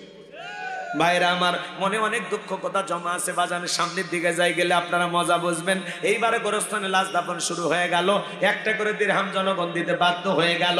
আল্লাহর খেলা বোঝা বড় যায়। ওই জামানার একটা মহামারী দিলেন, সেই মহামারীর নাম হলো ডায়রিয়া, কলেরা। 2020 সালে আল্লাহ তাআলা আমাদেরকে একটা মহামারী দিয়েছিলেন, যে মহামারীর নাম কি ছিল? ধরো না শুইও না, নাম হলো করোনা। বাবার করোনা হয়েছে, হাসপাতালে মারা গেছে। বাবার লাশটা দেখতেও যায় নাই, বাবার কবরে মাটিও দিতে যায় নাই। বাবার সম্পত্তি ভালো লাগে, কিন্তু বাবা মারা গেলে বাবার লাশটা বোঝা মনে হয়। এ কথা কন, কথা কন, বোঝেন না? মায়ের করোনা ধরা পড়েছে, সন্তান প্যাকেট করে মাকে জঙ্গলে ফেলায় আসছে। কথা বলেন ঠিক কিনা? এই করোনা মহামারী বুঝে দিয়েছে দুনিয়াতে কেউ কারো আপন না। বন্ধুর করোনা হয়েছে, আর এক বন্ধু দেখতে যায় নাই। ভাইয়ের হয়েছে, আর এক ভাই দেখতে যায় নাই। বোনের হয়েছে, আর এক বোন দেখতে যায় নাই। এমনকি স্বামীর করোনা হয়েছে, স্ত্রী কাছেও যায়নি। স্বামী আলাদা রুমে, বউ আলাদা রুমে। একটা ভাঙ্গা প্লেটে কিছু খাবার টাবার সাজাইয়া, বাঁশের একটা লম্বা লাঠি দিয়া ওই খাবারের প্লেটটা এরকম ঠেলা দিয়া, পাঁচ দিয়া স্বামীর ঘরের ভিতরে ঢুকাইয়া দিছে। স্বামী যখন সুস্থ হয়েছে, বিবি তখন ডেকে বলে, জোসনার বাপ, আমি তোমারে কত ভালোবাসি তুমি জানো না? শাড়ি দিয়ে মুখটা মুছে দেয় আর বলে, তাহাজ্জুদ পড়ে পড়ে তোমার জন্য দোয়া করতাম, আল্লাহ যেন আমার জোসনার বাপের হায়াত বাড়ায় দেয়। স্বামী তখন মনে মনে বলে, বিবি রে, আমার যে কত ভালোবাসিস তার প্রমাণ আমি পাইছি। যখন আমি অসুস্থ ছিলাম, মনে মনে ভাবতেই নেই বুঝে জানালা খুলে 2টা গল্প করবি, এই বুঝি দরজা খুলে আমার সাথে দেখা করে 2টা কথা বলবি। মনটা ছটফট করতো। মোবাইলে তোর ছিল, দেখতাম আর চুমা খাইতাম। আমি তোরে ভালোবাসতাম, কিন্তু তুই আমারে ভালোবাসিস না। আমারে যদি কত ভালোবাসিস তার প্রমাণ আমি পাইছি। আমি যখন করোনা রোগী ছিলাম, তখন আমারে তুই বাঁশ দিয়া খাওয়াইছিস। এ কথা কর। এজন্য করোনা মহামারী বুঝে দিয়েছে দুনিয়াতে কেউ কারো আপন না। বউ বাচ্চার জন্য এত কিছু করতেছেন, আপনি মনে কি করেন আপনি মারা গেলে আপনার পরিবার চলবে না? দুর্মিয়া ভুল ধারণা। আপনি মারা গেলেও সব আপন গতিতে চলবে। এই দুনিয়াতে কারো জন্য কোনো কিছু থেমে থাকে না, সব চলবে, খালি আপনি থাকবেন না। এজন্য আসুন, দুনিয়াকে না, আখেরাতকে টার্গেট করুন। কথা কাটাকে দুনিয়ার লোভ লালসা, আখেরাতের চাহিদাটাকে পূরণ করি। নেক আমল দিয়া আমলের অ্যাকাউন্টটা ভারী করি। আল্লাহ যেন বুঝ দান করেন, জোরে বলেন না আমিন। এইবার ভাইয়েরা আমার, হাজার হাজার মানুষ মারা যায়, গোরস্থানে লাশ দাফন হয়, আর একটা করে দিরহাম ফেরাউনের পকেটে ওঠে। ওই সময় হাজার হাজার মানুষ মহামারীতে মারা গেল। এত পরিমাণে টাকা পয়সা বাজান, টাকা রাখারই কোনো জায়গা নাই। বাদশার দরবারে চলে আসলো, বাদশা আমার কিছু টাকা পয়সা হয়ে গেছে, আমি একটু গরিব দুঃখী মানুষের সেবা করতে চাই। এবার বাদশা দেখে বলে, বাবা এ তো ভালো উদ্যোগ, ঠিক আছে যাও টাকা পয়সা নিয়ে আসো। টাকা পয়সা নিয়ে আসা হলো, রাজ্যের ভিতরে ঢোল পেটা দেওয়া হলো। তোমরা যারা গরিব দুঃখী আসো, খাজনা পরিশোধ করতে পারো না, দুঃখী মানুষ খাইতে পারো না, বাদশার দরবারে চলে আসো, গোরস্থানে দারোয়ান তোমাদের খাজনা পরিশোধ করে দিবে। এইবার হাজার হাজার মানুষ লাইন দিয়েছে বাজান, গোরস্থানের দারোয়ান সেই ঘুষ খাওয়ার টাকা, টাকা কিন্তু জনগণের। কিসে? জনগণের, খালি সিস্টেমে দেয়। আর আমরা মনে করি এরাই মনে হয় দিল, হ্যাঁ ওরাই দেয় টাকা, ওর বাপে। এ কথা কন না কে? আমাদের গাইবান্ধার আঞ্চলিক ভাষা একটা কথা আছে, মাছের তেল দিয়ে মাছ ভাজে, বোঝেন নাই? টাকা কার? ভালো করে বোঝার চেষ্টা করবেন বাজান। এই সমস্ত জনগণের খাজনা পরিশোধ হয়ে গেল। গরিব দুঃখী কোন মানুষগুলো যায় আর বলে, হারে রাজ্যের বাদশা যদি এই ব্যক্তি না হইয়া গোরস্থানের ছেলেটা হইতো, না জানি আমাদের কপাল খুলে যেত। নির্বাচনের আগে একটু জনসেবামূলক কাজ করার দরকার আছে না নাই? আমার এলাকায় এক নেতা কাঁচা রাস্তা, মাটি রাস্তা, বোঝেন তো, ওই মাটি রাস্তার ভিতরে ইট পাটতেছে। মানুষজন বলে, বাবা এখনো তো নেতা হওয়া না, ইট পাটতেছে, ব্যাপারটা কি? বলে, বৃষ্টি হওয়ার পরে আপনাদের ছেলে মেয়ে স্কুলে যাইতে পারে না, আপনারা হাটে বাজারে যাইতে পারেন না, আপনাদের দুঃখের কথা মনে বলে মাঝে মাঝে রাতে আমার ঘুম আসে না। আপাতত 2 গাড়ি ইট পারিয়া দিয়ে গেলাম, আর ভবিষ্যতে আমার মার্কায় সিল মেরে যদি একবার নেতা বানাই দিতে পারো, আমার 1 নাম্বার টার্গেট কাঁচা রাস্তা পাকা করে দেব। এই স্লোগান দিয়া জনগণ যখন বিশ্বাস করে ভরসা করে নেতার মার্কায় সিল মেরে নেতা মেনে দেয়, নেতা তখন এলাকায় থাকে না, ঢাকা শহরে বান্ধবী নিয়ে ঘুমা। এ কথা বলেন, নির্বাচনের মার্কা থাকে যে কয়দিন নেতার আনা গোনা, সেই কদিন অলিতে গলিতে নেতার ছবি এবং সশরীরে নেতাকেও পাওয়া যায়। যেখানে সেখানে বৈশা চা খায়, রাস্তার ভিক্ষুক মহিলাকে 500 টাকা 1000 টাকা দিয়ে বলে, আপনার চেহারার মাঝে আমি আমার মাকে খুঁজে পাই। এ কথা কন, ওরা তো নেতা না, একটা অভিনেতা। দেখেন একজন ছিল কথা বলার আগে কান্দা দিত, বারবার বললাম ম্যাডাম পদত্যাগ করেন। আল্লাহ বলে, কিসের পদত্যাগ? এরা যে অন্যায় অপরাধ করেছে, শুধু পদত্যাগ না, আমি আল্লাহ এদেরকে দেশ ত্যাগ করতে বাধ্য করব। আল্লাহ ধরে না, আল্লাহ ধরা বড় কঠিন। ইন্না বাতশা রাব্বিকা লাশাদীদ, আল্লাহর পাকড়াও বড় কঠিন। আল্লাহ যেদিন ধরবে মামুবাড়ি দিল্লি গিয়ে পড়বে। কথা বলে ঠিক কি না? 45 মিনিট সময় পাইছিল, 16 বছরের ক্ষমতার সিয়ার তুই পালিয়ে গেছে। আছে বড় বড় কথা বলতে পালাবো না, হারাবো না, আছে ভাই আছে, সেই পালিয়েই গেছে। মাঝে মাঝে কল রেকর্ড ফাঁস হয়, বলে আমি দেশের কাছে আছি, চট করে ঢুকবেনই তো বের হলেন কেন? মমতাময়ী প্রধানমন্ত্রী বলা হতো, আপনার কোটি কোটি অনুসারী সবার মায়া মহব্বত ভুলে কিভাবে এভাবে চলে গেলেন? আপনার মায়া দয়া ছিল না? কথা কন নাকি আপনারা? ঈশ্বর চাচাকে বলা হয় স্বৈরাচার শাসক। ঈশ্বর চাচা ক্ষমতার থেকে পদত্যাগ করে জেলে গেছে, দেশ ছাড়েনি বাপের বেটা। আর নেতা কর্মীরা কোনো ক্ষতি হয়নি। কথা বল ঠিক কিনা? দেশ নেত্রী বেগম খালেদা যে জেল খেটেছেন, অসুস্থ হয়ে দেশে পড়েছিলেন, দেশ ছাড়েনি বাপের বেটি।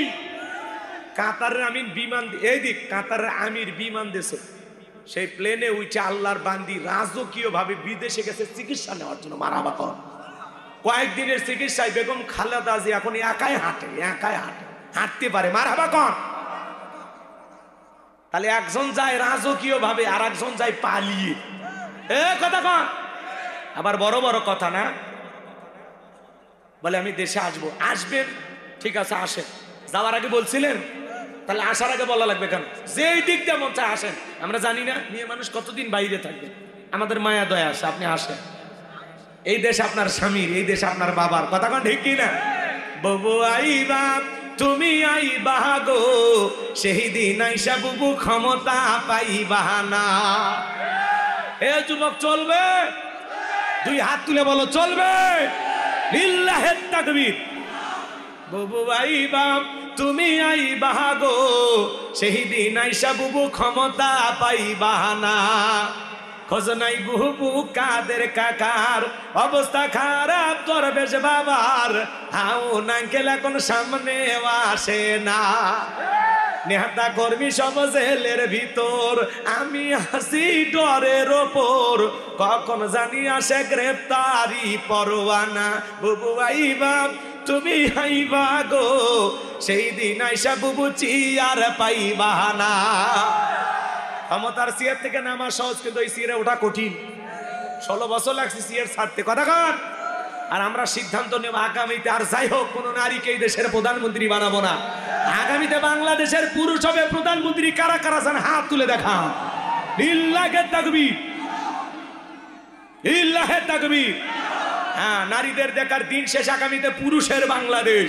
পুরুষ হবে আমাদের অভিভাবক, যেই দলেরই হোক পুরুষ নেতা চাই। মেয়েদের রাগ বেশি, জেদ বেশি। দেখেন না, স্বামীর সাথে ঝগড়া লাগে, হাড়ি পাতিল ভেঙে ফেলে দেয়, স্বামী তুলে আসার মারে, একটু নির্বিষ হয়ে গেলে নারী নির্যাতনের মামলা দেয়। কথা কন। 16 বছর ঘর জামাই ছিলাম, কিচ্ছু বলতে পারি। এই জন্য সামনে পুরুষ দরকার।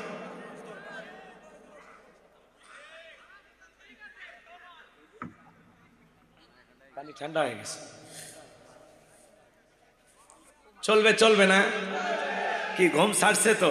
চলেন বাজান, অনেক কথা বলার আছে, এই জন্য যার তার কথা বিশ্বাস করা যাবে না।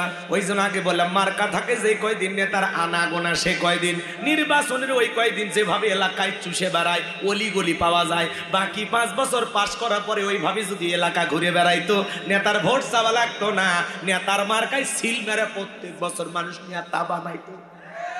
কিন্তু ভোটের সময় কাছে আসে আর পাশ এ কথা কন না কেন বোঝেন নে? ভোটের আগে রাস্তার ভিক্ষুক ফকির মিসকিন সবাইকে চাপে ধরে, ইমোশনাল ডায়লগ দেয়, কিন্তু নির্বাচিত হওয়ার পরে নেতা কোট টাই স্যুট পরে দামি গাড়ি নিয়ে এলাকা আসে, 5 গাড়ি নিয়ে।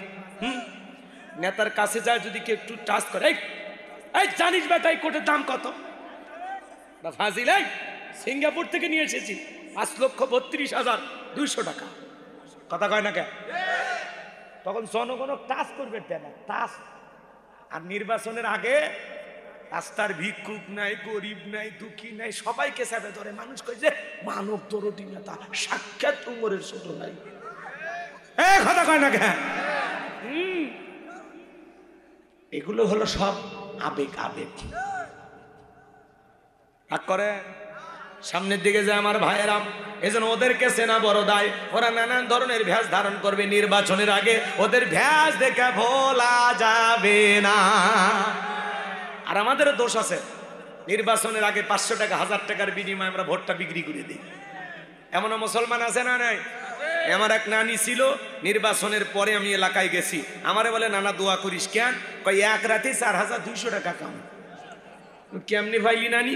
বলে যে নির্বাচনের আগের রাত, যেটাকে বলা হয় কালো রাত, ওই রাতে আমার দরজা এসে নক করে, নানি বাড়িতে আসিস? বলে হ্যাঁ আসি। কয় আমি অমুক মার্কার লোক, 500 টাকা দিলাম, ভোটটা আমারে দিবি। এই কথা বলে যত মার্কার লোক আসছে, নানা কারো মন বেজার করিনি, 2 দিন পরে কবরে যাব, কার মনে দুঃখ দিব? সকালবেলা গুইনে দেখি 4200 টাকা কামায়। যেই দেশের জনগণ নির্বাচনের আগে 500 টাকা 1000 টাকার বিনিময়ে নিজের ভোটটা বিক্রি করে, এমন জনগণ দিয়ে দেশে ইসলাম কায়েম করা যাবে না। এক পাগল তেঁতুল গাছের নিচে হাত তুলে বলে, আল্লাহ এই তেঁতুল গাছের আশাই ফুসলিয়াম দে, রংপুরের হাড়িভাঙ্গা দে, চাঁপাই নবাবগঞ্জের কাটিমন দে, নওগাঁ পাহাড়ের আমরুপালি দে। আল্লাহ তখন বলে, পাগল রে, চোখটা খুলে দেখ কোন গাছের নিচে দোয়া ধরেছিস। তেঁতুল গাছের নিচে দাঁড়াইয়া কিয়ামত পর্যন্ত আম চাইলে যেমন পাওয়া যাবে না, নির্বাচনের আগে নিজেকে বিক্রি করে 1 প্যাকেট বিড়ির কাছেও বিক্রি করে এমন জনগণ দিয়ে দেশে ইসলাম কায়েম করা যাবে না। উমরের মতো শাসক পাওয়া যাবে না। কথা বলে ডেকে এরা তালুকদার বংশের মতো যদি কলিজা বড় হয়, হাতটা তুলে কি ওয়াদা দিতে পারবে নির্বাচনকে কেন্দ্র করে কোনোদিন চা বিড়ি পান সিগারেট খাবে না? হাত তুলে দেখান, কি ওয়াদা ঠিক থাকবে? মাঝে মাঝে হাত তোলেনি যারা ভোট বিক্রি করে, হাত তোলেন না কে?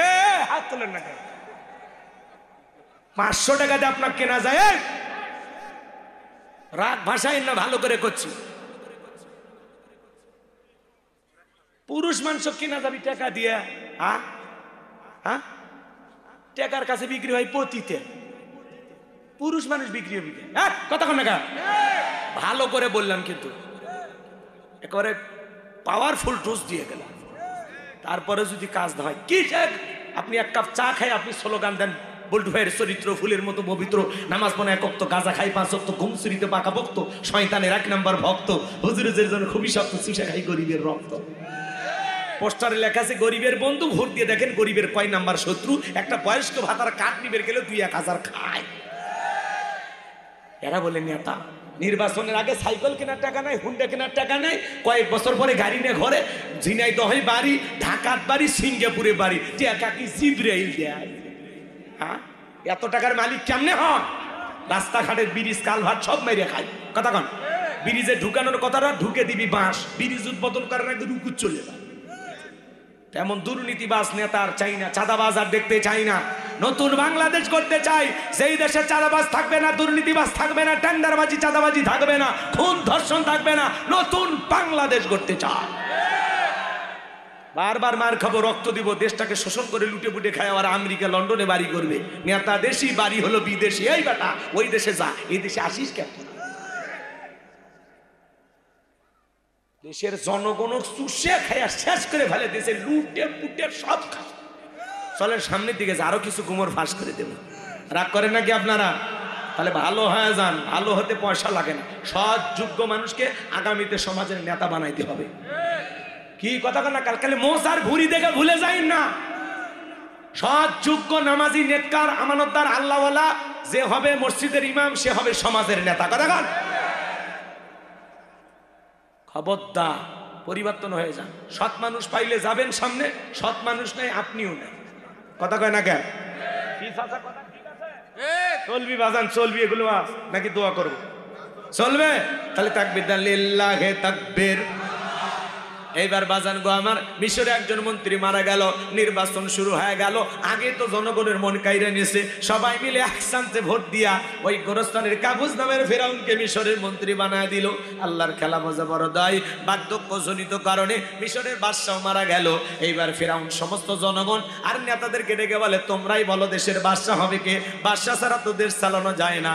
এইবার জনগণ ডেকে বলে, আপনাকে অনেক আগে আমাদের চেনা জানা হয়ে গেছে, আপনি যদি আমাদের বাদশাহ হয়ে যান কোনো আপত্তি থাকবে না। জনগণ সমর্থন দিল। যখন নেতা কর্মীর সমর্থন দিতে বাধ্য হইল, তখন এইবার সবাই মিলে যখন সমর্থন দিল, ওই কাবুজ নামের ফেরাউন মন্ত্রী হয়ে গেল মিশরের বাদশাহ। বাদশাহ হওয়ার পরে হামানকে ডেকে বলে, টাকা হামান এই দিকে আয়। হামানের মাথায় কোনো চুল ছিল না, সাথে মাংনায় বাম পাল্লট পুরো মাথা ছিল ভারতের দমদম এয়ারপোর্ট। হামানকে ডেকে বলে, হামান আজ থেকে তুই হবি মন্ত্রী, আমি হব দেশের বাদশাহ, দুইজন মিলে দেশটা পরিচালনা করব। এইবার ফেরাউন ক্ষমতার চেয়ারে বসার পরে রাতের বেলা যখন ঘুমের মধ্যে যায়, আজে বাজে স্বপ্ন দেখে ঘুম থেকে লাফায়লা পরে ওঠে। নেতা ক্ষমতা পাইছে ঠিকই, কিন্তু চোখে ঘুম আসে না। বোঝেন বোঝেন, ঘুম কি তো আল্লাহর দেয়া নিয়ামত। গরিব রিক্সা চালায়, ভ্যান চালায়, বউকে কোলে নিয়ে ঘুমায়। আর ধনী দাউপুরের সম্পর্ক 4টা ঘুমের ট্যাবলেট খায়, এরপরে রাত 2টার দিকে চোখ খুলে তাকায় থাকে। আর গরিব রেল স্টেশনে মাথার তলে ইট দিয়ে ঘুমায়, নাকের দাগ কি ট্রাকের ইঞ্জিল ফেল আছে না, আছে না? রাগ কইরেন না, রাগ কইরেন। গরিবকে আল্লাহ 2টা স্পেশাল নিয়ামত দিয়েছে, এটা হলো ঘুম আর একটা খাওয়া রুচি। কথা কয় না? ধনীর সামনে অনেক খাবার, আপেল আঙ্গুর কমলা বেদানা গরু খাইছি সব, কয় না খাওয়া যাবে না, ডায়াবেটিস শুরু। কথা কয় না? কেনার টাকা আছে কিন্তু খাওয়ার রুচি না। আল্লাহ খাবার সীমিত করে দিয়েছে। আর গরিব তাকায় বলে খাওয়া বলে যাবি না। একবার খালি আমার দিয়ে দেখ, অটো মানে ধান ভাঙ্গা অটো মেশিনের মতো সব খায় ফেলে দেবো। কথা কন ঠিক কিনা? গরিবের খাওয়ার রুচি আছে, কেনার টাকা নেই। ধনীর কেনার টাকা আছে, খাওয়ার রুচি নেই। গরিবের বিছানাপত্র দামি নয় কিন্তু ঘুম আছে, আর ধনীর বিছানাপত্র দামি আছে, লাখ টাকার খাট আছে, কিন্তু চোখে ঘুম নেই। তাহলে আল্লাহর কাছে খুশি না বেজা?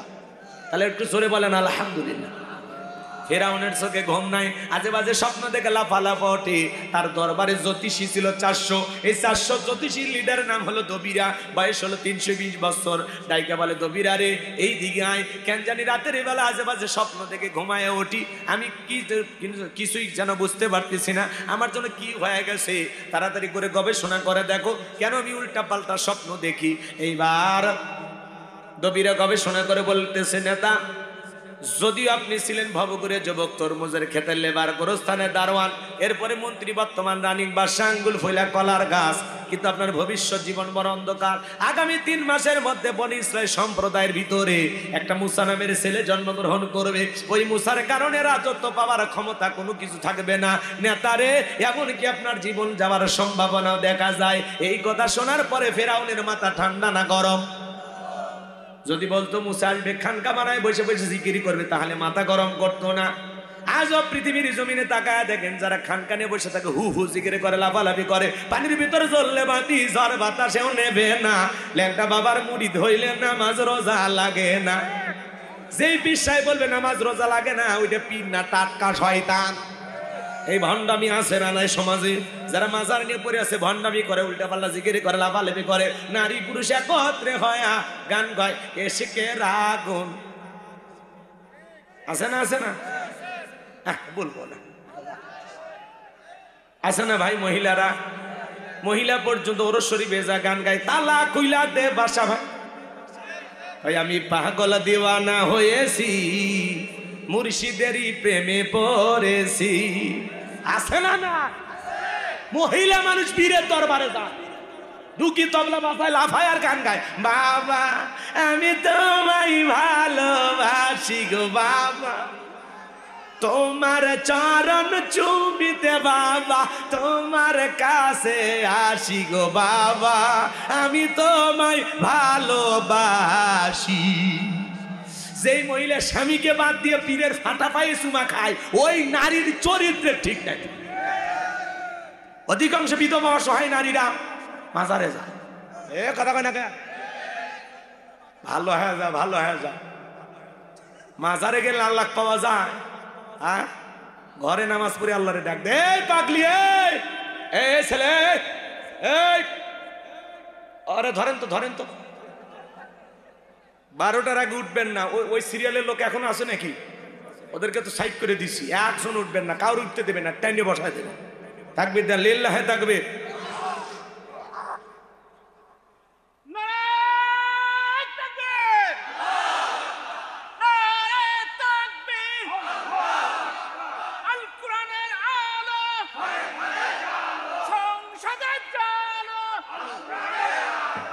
আমার বন্ধুগণ, ও ঝিনাইদহবাসী কলিজার টুকরা ভাইয়েরা, আমি যে কথা বলতে যাচ্ছিলাম বাজান, ভণ্ড পীর যেখানে আমরা নাই সেখানে ভণ্ডমি ইসলামে কোনো সাপোর্ট করে না। কথা বলেন, এই গাজা বাবা, তালা বাবা, সালা বাবা, লাউ বাবা, কদু বাবা, এদের সাথে ইসলামের কোনো সম্পর্কই নাই। কথা বলেন, ইসলাম পবিত্র পরিষ্কার পরিচ্ছন্ন একটি ধর্ম। কথা কন, এগুলো তুমি 30 বছর 40 বছর গোসল করবা, নাহলে ফাজলামি করার জায়গা ইসলামে নাই। কথা কন, এরা ইসলামের সবচাইতে বড় ক্ষতি করে। কথা কন, সাধু বাবা, লালু বাবা, কালু বাবা, তালা বাবা, সালা বাবা, কামসা বাবা, লাউ বাবা, কদু বাবা, টমেটো চোর বাবা, পায়খানা বাবা, এদের কাছে যাওয়া যাবে না।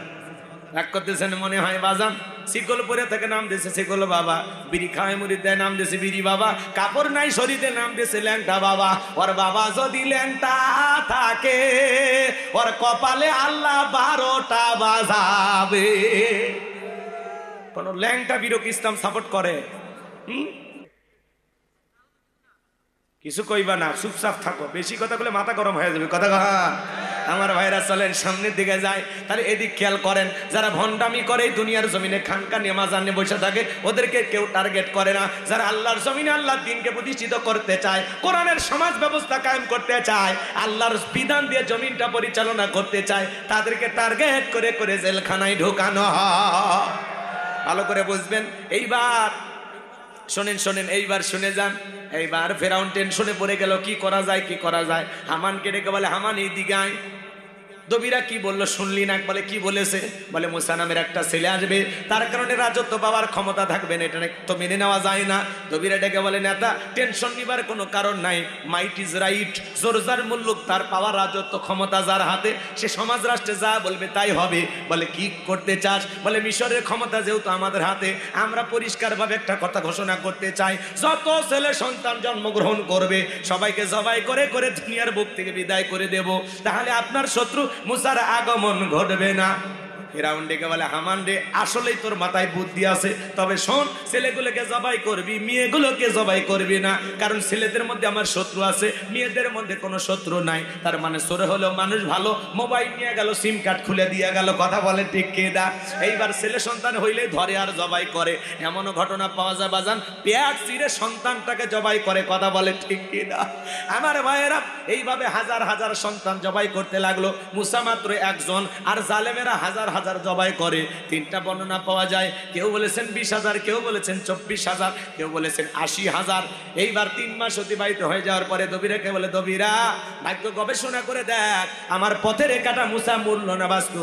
দবিরা ভাগ্য গবেষণা করে বলে, নেতা যদিও বনি ইসরাইল মায়ের বুক খালি কইরা হাজার হাজার সন্তান জবাই করে দুনিয়ার জমিন থেকে বিদায় করে দিয়েছেন, কিন্তু আপনার পথের কাটা মুসা এখনো মরে নাই, মরে নাই, মায়ের কোলে জীবিত আছে, সুস্থ আছে, কিন্তু কোন বাড়িতে কোথায় আছে এইটা বলার ক্ষমতা আমাদের নাই। বলুন আল্লাহু আকবার।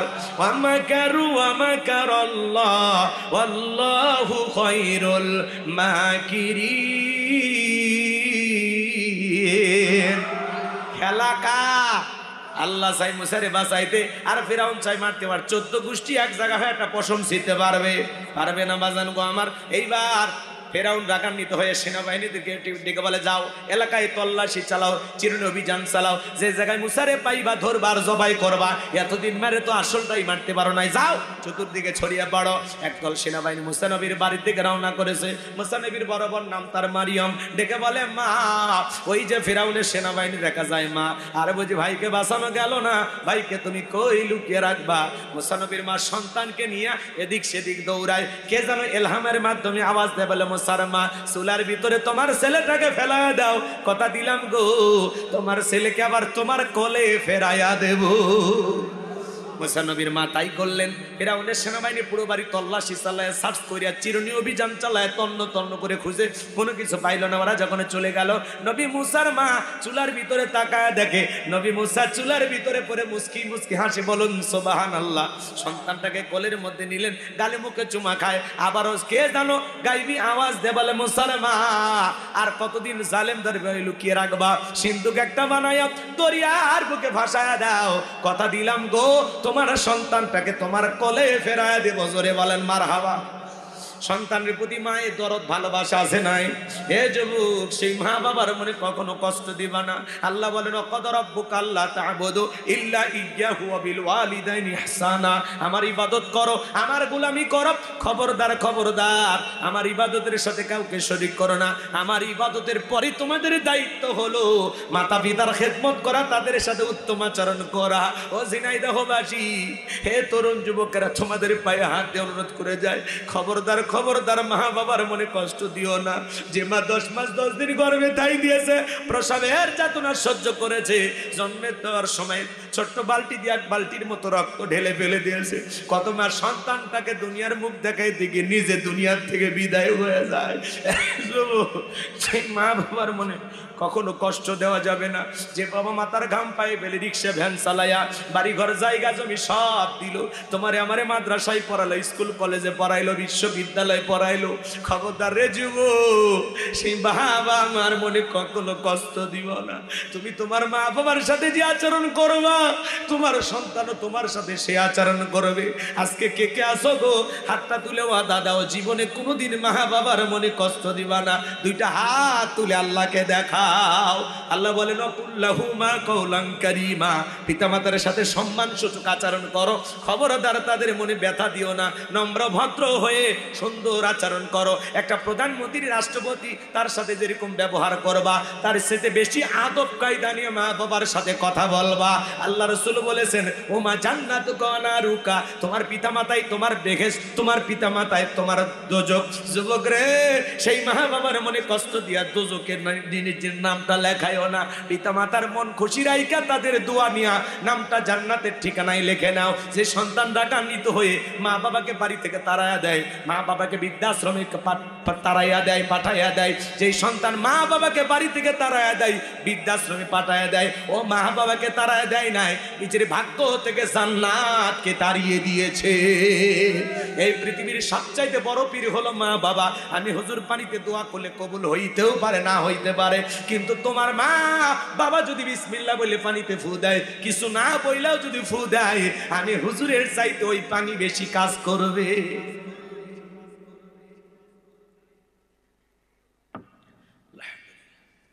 কষ্ট হয়। তুমি তোমার মা বাবাকে যদি ব্যথা দাও, তোমার সন্তানও ব্যথা দেবে। তাদেরকে তুমি খাইতে দিলে তোমার সন্তানও তোমারে খাইতে দিবে। তাদেরকে তুমি আলাদা করে না খাইতে দিলে তোমার সন্তানও তাই করবে। ভাই, পিতা মাতার ওয়াজ করলেও 2 ঘন্টা করা যায়, ওইদিকে যাওয়ার কোনো সুযোগ জ্ঞানী লোকের জন্য অল্পই যথেষ্ট, তাই না বাবা? মা বাবার মনে কখনো ব্যথা দিব না। পিতা মাতা অনেক বড় নিয়ামত, আমাদের বটবৃক্ষ। যারা মা বাবা হারায় ওরা ব্যথাটা বোঝে। কথা বলে, এই যে আমি বাসায় যাব, বউ তাকায় থাকবে হাতে স্বামীর কি আছে, শ্বশুর শাশুড়ি তাকায় থাকবে হাতে কি আছে, কিন্তু মা বাবা চেহারাটার দিকে তাকায় থাকে, আমার সন্তানটা কেমন, কিছু খাইছে কিনা। কথা বলেন, যতবার ফোনে কথা বলি, মা বাইরে আসে দোয়া করেন, বলে বাবা খাইছো নাকি, খাইছো নাকি, খবর নেই। কথা কয় নাকি? আর বউ বাচ্চা ফোন দিয়ে বলবে হাদিয়া ঠিকঠাক দিছে, পাইছো, টাকা পাইছো। কথা কয় না খেয়া, ওদের খালি টাকার ধান্দা। হ্যাঁ, আমার বিকাশে টাকা নাই, টাকা পাঠায় দাও, আমার মোবাইলে রিচার্জ নাই, রিচার্জ পাঠায় দাও, সন্তান এটা লিখবে ওইটা লিখবে, সারাদিন খালি পায় না। কথা কয় না, কথা কয় না। কসমেটিক ফুরিয়ে গেছে, এটা দাও, ওইটা দাও, এইটা দাও, ওইটা দাও, চাহিদা পূরণ করতে করতে আমাদের জীবন যৌবন সব, তা আমাদের মন পাওয়া যাবে না। খালি একবার যদি বলেন এটা হবে না, কোনটা দিছো শান্তি মতো? প্রত্যেকটা নিতে ঝগড়া করা লাগছে। তোমাকে আমি চিনি না, তোমার সাথে বিয়ে আমার জীবনটা শেষ হয়ে গেছে। হাই রে কান্দন আর অভিনয় রে ভাই, পরে পরে ওদেরকে একটু পরে সাইজ করবো, রাগ করতেছেন? মহিলাদের একটু হওয়ার দরকার আছে না? না, সামনের দিকে যায়। যুবকদেরকে একটু নাড়া দেওয়া লাগবে, ওদেরকে সাইজ করার দরকার আছে না? নাই, সামনের দিকে যায়। আমার ভাইরা কথা মনোযোগ দিয়ে শুনবেন বাজান। এইবার মুসা নবীর মা টেনশনে পড়ে গেল, সিন্দুক পাবে কোথায়। সকালবেলা কে যেন ডাইকা বলে মিস্ত্রি লাগবে মা, আমি একজন মিস্ত্রি। মুসা নবীর মা ডেকে বলে, কে গো মিস্ত্রি, তুমি এদিকে আসো, কি বানাইতে পারো বলো। মিস্ত্রি ডেকে বলে, মা আপনি যদি মনে করেন এমন একটা সিন্দুক আপনার দরকার, যেই সিন্ধুকের ভিতরে আপনার সন্তানকে তুলে দরিয়ার বুকে ভাসায় দিবেন, আপনি চাইলে আমি এরকম সিন্ধুক বানায় দিতে পারি। মুসা নবীর মাটিকে বলে, মিস্ত্রি তুমি তোমার মনের কথা বলেছো, এরকম একটা সিন্ধুক কি তোমার দরকার? মিস্ত্রি ডেকে বলে, মা ভিতর থেকে একটু পানি নিয়ে আসেন, যন্ত্রপাতি আছে ধার দেওয়ার জন্য, পানি লাগতে পারে, এবার না হলেও চলবে। এইবার মুসা নবীর মা ভিতর থেকে পানি নিয়ে এসে তাকায়া দেখে মিস্ত্রি সুন্দর একটা সিন্দুক বানায়া দাঁড়িয়ে আছে। জোরে বলেন মারহাবা। সিন্দুকটা হাতের মধ্যে দিয়ে মিস্ত্রি দৌড়ায়, পিছন থেকে ডেকে বলে, মিস্ত্রি লোহার পয়সাকে নিবা না, কাঠের পয়সাকে নিবা না, তোমার পারিশ্রমিকের দামটা কি নিবা না? মিস্ত্রি ডেকে বলে, মা যারা বিপদে পড়ে আমি তাদের উপকার করি, বিনিময়ে টাকা পয়সা গ্রহণ করি না। মুসা নবীর মা ডেকে বলে, মিস্ত্রি এই বিপদের দিনে এত বড় উপকার করলা, টাকা পয়সা কিছুই নিলা না, অন্তত তোমার নামটা বলে যাও, মাঝে মাঝে তোমার কথা মনে হলে আল্লাহর কাছে তোমার জন্য দোয়া করব। মিস্ত্রি বলে, মা আমি দুনিয়ার সাধারণ কোনো মিস্ত্রি না, আমি আল্লাহর ফেরেশতা, আমার নাম হলো জিবরাইল। সিন্ধুকের ভিতরে নবী মুসাকে তুলে দরিয়ার বুকে ভাসায় দিল। আমি মারিয়মকে বলে, মা সিন্ধুকটা ভাসতে ভাসতে কই যায় খবর নিবি। ওই দিন বিকেল বেলা ফিরাউন তার প্রিয়তমা স্ত্রী আসিয়াকে নিয়ে আসতে সমুদ্রের সৈকতে হাওয়া খাইতে। মাঝে মাঝে বউকে নিয়ে আপনারা বিনোদন করবেন, হালাল বিনোদনে কোনো বাধা নাই। মাঝে মাঝে বউকে নিয়ে কক্সবাজার ঘুরতে যাবেন, পর্দা কইরা। হ্যাঁ, বোরকা পরে পর্দা করে, ফরজ পর্দা মাইনা, কথা বোঝেন নাই? অকরনা ফি বুয়ুতিকুন্না ওয়ালা তাবাররাজনা তাবাররুজাল জাহিলিয়াতিল উলা। নারীরা তোমরা ঘরের ভিতর অবস্থান করো, খবরদার জাহিলিয়াতের যুগের মেয়েদের মতো নোংরা অশ্লীল পোশাক পরে নিজের দেহকে প্রদর্শন করো না। মা বোনেরা বাহিরে যাবে যখন অবশ্যই বোরকা পরে পর্দা করে বাহিরে যাবে। তখন বাইরে যাইতে বাধা নাই, প্রয়োজনে বাইরে যেতেই হবে, তবে বোরকা পইরা, হাত মোজা পা মোজা লাগাইয়া, ঢিলা ঢালা বোরকা পইরা, এমন ভাবে একজন নারী ঢিলা ঢালা বোরকা পরবে, হাত মোজা পা মোজা লাগাবে, যাতে শরীরের কোনো অঙ্গ প্রত্যঙ্গ না বোঝা যায়। বোঝা যেন না যায় বোরকার ভিতরে 70 বছর না 16 বছর, এটা যেন না বোঝা যায়। কথা কয়, তুমি টাইটনিক টাইট ফিটিং বোরকা পরবে, বোরকা না ঘরকা কিচ্ছু বোঝা যায় না। কথা কয়, আছে না? বোরকা পড়ছে কিন্তু এত টাইট, এ কথা কয় না। কেন রাগ করেন না বাজান, মন খারাপ করবেন না। মা বোন যারা বসে আছেন, মা খবরদার বেপরদায় চলবেন না। মা নিজের অঙ্গ প্রত্যঙ্গ মানুষকে দেখাবেন না। মা আপনার জীবনের স্বাদ সৌন্দর্য দেখার পৃথিবীতে একটা পুরুষের অধিকার, তার নাম হলো স্বামী। যতবারও তোমার ওই মন্টুর বাপকে দেখা, কথা কয় না, শাহজালালের বাপকে খুশি কর, লিটনের বাপ খুশি কর, রুবেলের বাপ, বাদশার বাপ, কথা কয় না কেন? তোমার হাসানের বাপ খুশি কর। পাগলি বোঝে না, সাজে অন্য মানুষের জন্য। সন্তানেরা ঘুম আসবে, আস্তে করে যাবেন, ড্রেসিং টেবিলের সামনে বসবেন, চেহারাটা সুন্দর করে পরিষ্কার করে ধুইয়া যা মনে চাই সাইজে গুইজে বসে থাকবেন। দরজা খোলা মাত্র স্বামী যেন আপনার চেহারার দিকে তাকাইয়া বলে, পরে না চোখের পলক, কি আমার বইয়ের রূপের ঝলক। আপনাকে দেখে যেন আপনার স্বামী আনন্দিত হয়, খুশি হয়, তার জীবনের সমস্ত ক্লান্তি, সারাদিনের কষ্ট সে যেন ভুলে যায়। পাগলি বোঝে না, সিরিয়া 3 পিস করে ঘুম পারে। এ কথা কয় না কেন?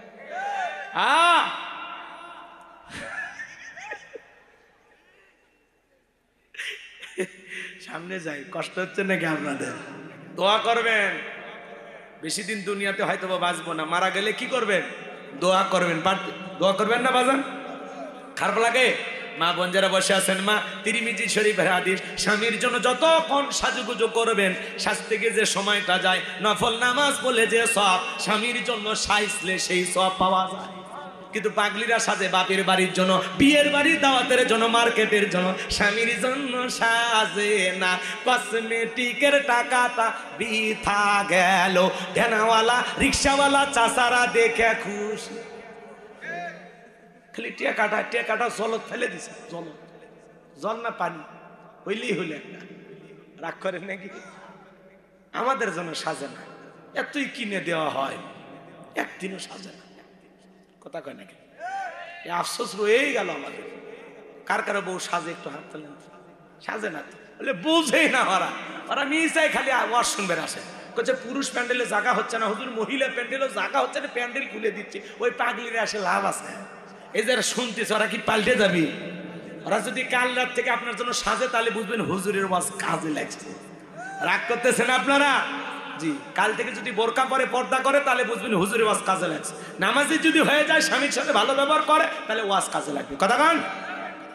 তাহলে বউকে নিয়ে মাঝে মাঝে হালাল বিনোদন করবেন, পিকনিক স্পটে যাবেন, ঘুরতে যাবেন, যেখানে ভদ্রলোকেরা যায়। বোরকা পরে বউকে নিয়ে ঘুরলে কোনো সমস্যা নাই। আমি কি বলছি যে হাফ প্যান্ট পরে সমুদ্রে নামে গোসল করেন তাহলে সমস্যা, তাহলে গুনাহ হবে। কথা কন? আমার ভাইরা চলেন সামনের দিকে যাই বাজান।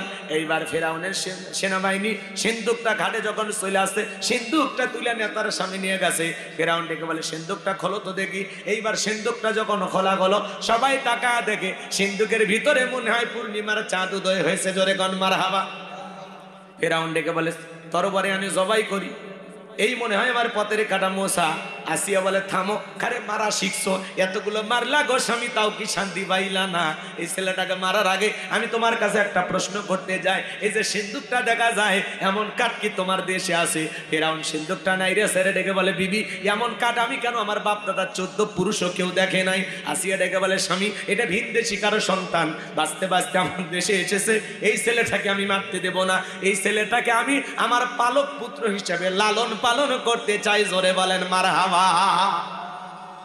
বউ সন্তানটাকে পালতে চায় ফিরাউনের, আর কি করা, অনেক কঠিন। স্বামীও মাঝে মাঝে বউয়ের কাছে দুর্বল হয়ে যায়, কথা বলার উপায় থাকে না। কথা বলেন ঠিক কিনা? আসিয়া বলে স্বামী, এই ছেলেটাকে আমরা পালক পুত্র হিসেবে লালন পালন করব, রাজ্যের ভিতরে ঢোল পেটাইয়া দাও। ফিরাউনের ছেলে সন্তান যে দুধ পান করাবে, মাসে মাসে বেতন দেওয়া হবে। ঘটনা তাই ঘটানো হলো, ঢোল পিটাইয়া দেওয়া হলো। হাজার হাজার মহিলারা আসছে, নবী মুসাকে কোলের মধ্যে নাই, স্তন খুলে মুখ লাগায়া দেয়। আল্লাহ নবী মুসা কোনো মহিলার স্তনে দুধ পান করে না। জোরে বলেন মারহাবা। সমস্ত নারীরা যখন ব্যর্থ হয়ে চলে গেল, ওই যে মুসা নবীর বড় বোন নাম হলো মারিয়ম, ঈসা নবীর মায়ের নাম মারিয়ম, আর মুসা নবীর বড় বোন ছিল, তার নামও মারিয়ম। কথা কি বলবে? এবার মারিয়ম বলতেছে, ও রানী আসিয়া, আমার কাছে এমন একটা ধাত্রীর খবর আছে, অবশ্যই এই ছেলেটা তার দুধ পান করতে পারে, তাই নাকি? বলে হ্যাঁ। এইবার 2 জন লোক পাঠাইয়া নবী মুসার মাকে ফেরাউনের দরবারে নিয়ে এসে গেল। নবী মুসার মা সন্তানটাকে কোলের মধ্যে নিয়ে যখন স্তন খুলে মুখ লাগাইছে, নবী মুসা মায়ের স্তনে দুধ খাওয়া শুরু করেছেন। বলুন সুবহানাল্লাহ। শিশুকাল থেকে নবীদের জ্ঞানী বানিয়েছেন তিনি কে? আসিয়া বলে আপনার বেতন ডাবল, থাকার কোয়ার্টার ফ্রি। নবী মুসার মা ডেকে বলে আসিয়া, ও রানী, সন্তানকে যদি দুধ পান করাইতে চান আপনার বাড়িতে নয়, সন্তান থাকবে আমার বাড়িতে। বলে আমি তাতেই রাজি আছি, তাতে কোনো আপত্তি নাই। মাঝে মাঝে সন্তানটা আমারে দেখায় যাবেন। কথা আছে মায়ের চাইতে মাসির দরদ বেশি। কথা বলে ঠিক কিনা? নবী মুসার মা পৃথিবীর প্রথম মা, যে মা তার আপন সন্তানকে দুধ পান করানোর বিনিময়ে মাসে মাসে বেতন পেয়েছিল। জোরে বলেন মারহাবা। দুধ পান করানো হয়ে গেল, নবী মুসা চলা ফেরার বয়সে উপনীত হয়েছে। আসিয়া একদিন দেখে বলে ফেরাউন, স্বামী আমার সন্তানটাকে কোলে নাও, মানুষ দেখলে মনে করবে ছেলে তোমার না, ধর একটু কোলে নাও তো। মাঝে মাঝে দেখবেন মা বোনেরা বিরক্ত হয়ে গেলে, রাগান্বিত হয়ে গেলে বাচ্চার স্বামীর কোলে দিয়ে বলে ধরো তো, সামলাও তো। বাপের মতো খারাপ, বাপও জ্বালায়, এইটাও জ্বালায়। বাপও হারামি, ছেলে হয়েছে ডবল হারামি। মানে সন্তান খারাপ হলে বাপের 14 গোষ্ঠী উদ্ধার করে, কয় বাপ দাদা চাচার কিচ্ছু ছাড়। আর যদি ভালো হয় বলে মা যে ভালো, ভালো হলে সব গুণ মায়ের। হোক পাগলিরাই ভালো থাক, আমরাই অপরাধী হই। মাইনা নিলাম, যা কথা কয় না কে? হ্যাঁ, অপরাধ মাইনা নিলাম। আল্লাহ আমার মা বোনের হেদায়েত দান করেন, জোরে বলেন আমিন। চলেন না বাজান সামনের দিকে যাই। এইবার সন্তানটাকে কোলের মধ্যে নিয়ে নবী মুসার কি সুন্দর চেহারা দেখে মায়া লাগে গেছে। কাপের হওয়ার পরে চুমা খাওয়ার আগ্রহ জাগছি। নবী মুসার দিকে যখন ঠোঁটটা বাড়াইতে চাই, কচি হাতে এমন একটা থাপ্পড় গালের মধ্যে বসায়া দিয়েছে, চিৎকার মেরে উঠছে। আশেপাশে লোকজন দৌড়ে আসে বলে, নেতা এত জোরে চিৎকার মেলেন, ব্যাপারটা কি? বলে আমার চেহারা দেখে বোঝো না? হ্যাঁ, আমি কি তোদের ডাকছি? যা যা, এই যা, একজনও থাকবে না। ছেলে যে থাপ্পড় মারছে এই কথা জনগণকে বললে কি ইজ্জত থাকবে? ওদেরকে দাঁড়িয়ে দেওয়ার পরে বলে, আমার বাড়ি আমি চিল্লাইছি, যা তোদের ডাকি নিয়ে যা, সরে যা সরে যা। ওদেরকে দাঁড়িয়ে দেওয়ার পরে এইবার চিৎকার মেরে ডেকে বলে, আসিয়া রে আসিয়া, আয় আয় তাড়াতাড়ি করে আয়। আসিয়া বলে, কি হয়েছে? সারের মতো চিল্লাও কে? চিল্লাবো না, এর চোখে মুখে যে আগুন দেখছি রে। আসিয়া, এ মুসা ছাড়া কেউ না, তোর বাড়িটা দে, পথের শত্রুটা দূর করি। বলে এই ছেলে কি করছে? বলে এই ছেলে আমার গালে থাপ্পড় মারছে। আসিয়া বলে, ঢং করা জায়গা পাও না, এই ছোট মানুষ কোনোদিন গালে থাপ্পড় মারতে পারে? ফেরাউন দেখে বলে, বিবি রে তোরে কেমনে বোঝাবো? গাল তো তোর ছিল না, গাল ছিল আমার। মজা কি আমি টের পাইছি। এর থাপ্পড়ের ওজন বুঝা দেয়, এই ছেলেটা এই ভবিষ্যতে মুসা হবে। জোরে কোন মারহাবা। এখানে আরো ঘটনা আছে, আমি আর ওইদিকে গেলাম না। নবী মুসার বয়স হয়ে গেছে 25 বছর। কয় বছর? 25 বছরের টকবাগে যুবক। কীর্তি আর বনি ইসরায়েলের মধ্যে লাগছে ঝগড়া। নবী মুসা আলাইহিস সালাম নিঃসম্প্রদায়ের লোকের পক্ষ নিয়ে কীর্তিকে ডেকে বলে, কি রে কীর্তি, সব জায়গায় ফেরাউনের গরম দেখাস। দেখেন না, এক এক পাতি নেতার, কিছু পাতি নেতায় বিদায় হয়ে গেছে, আবার নতুন পাতি নেতার জন্ম হয়ে গেছে। আমরা বলতে চাই বাজান, বারবার চাঁদাবাজ দেখেছি, নতুন করে চাঁদাবাজ আর দেখতে চাই না। যারা চাঁদাবাজি করতে আসবে আগে থেকে বিস্তৃত জন পরিকল্পনা করে রাখবেন। ওরে ধরে বিদ্যুতের খুঁটির সাথে 3 দিন বাঁধে রাখবেন, হাফ প্যান্ট পরায়া। তারপরে পুলিশ এসে নিয়ে যাবে, উত্তম মাধ্যম দেবেন, মারিয়ে ফেলে দেবেন। মারিয়ে ফেলা যাবে না, খালি এমনি থুয়ে দেবেন। যে শীত পড়ছে খালি হাফ প্যান্ট পরা থাকলে তবিল খুঁজে পাওয়া যাবে। এই বাদা, রোজগার করে খাইতে পারিস না? এই কিসের চাঁদাবাজি রে? মানুষ ইনকাম করে বাঁচে না, ও চাঁদাবাজি করে। নাটক সিনেমা দেখে চাঁদাবাজি শিখছো নাকি? হ্যাঁ, কত কষ্ট করে 16 বছরের জুলুম থেকে মানুষ একটু বাঁচলো, আর আবার যদি কেউ নতুন করে দখলবাজি চাঁদাবাজি শুরু করে, ভাইলা সহ্য হয়? তোমরা কি শিক্ষা নিবা না? ভালো হয়ে যাও, যেই দলেরই হোক, যারাই করুক। আমরা বলতে চাই এগুলো করবেন, একটু ভালো হয়ে যাও।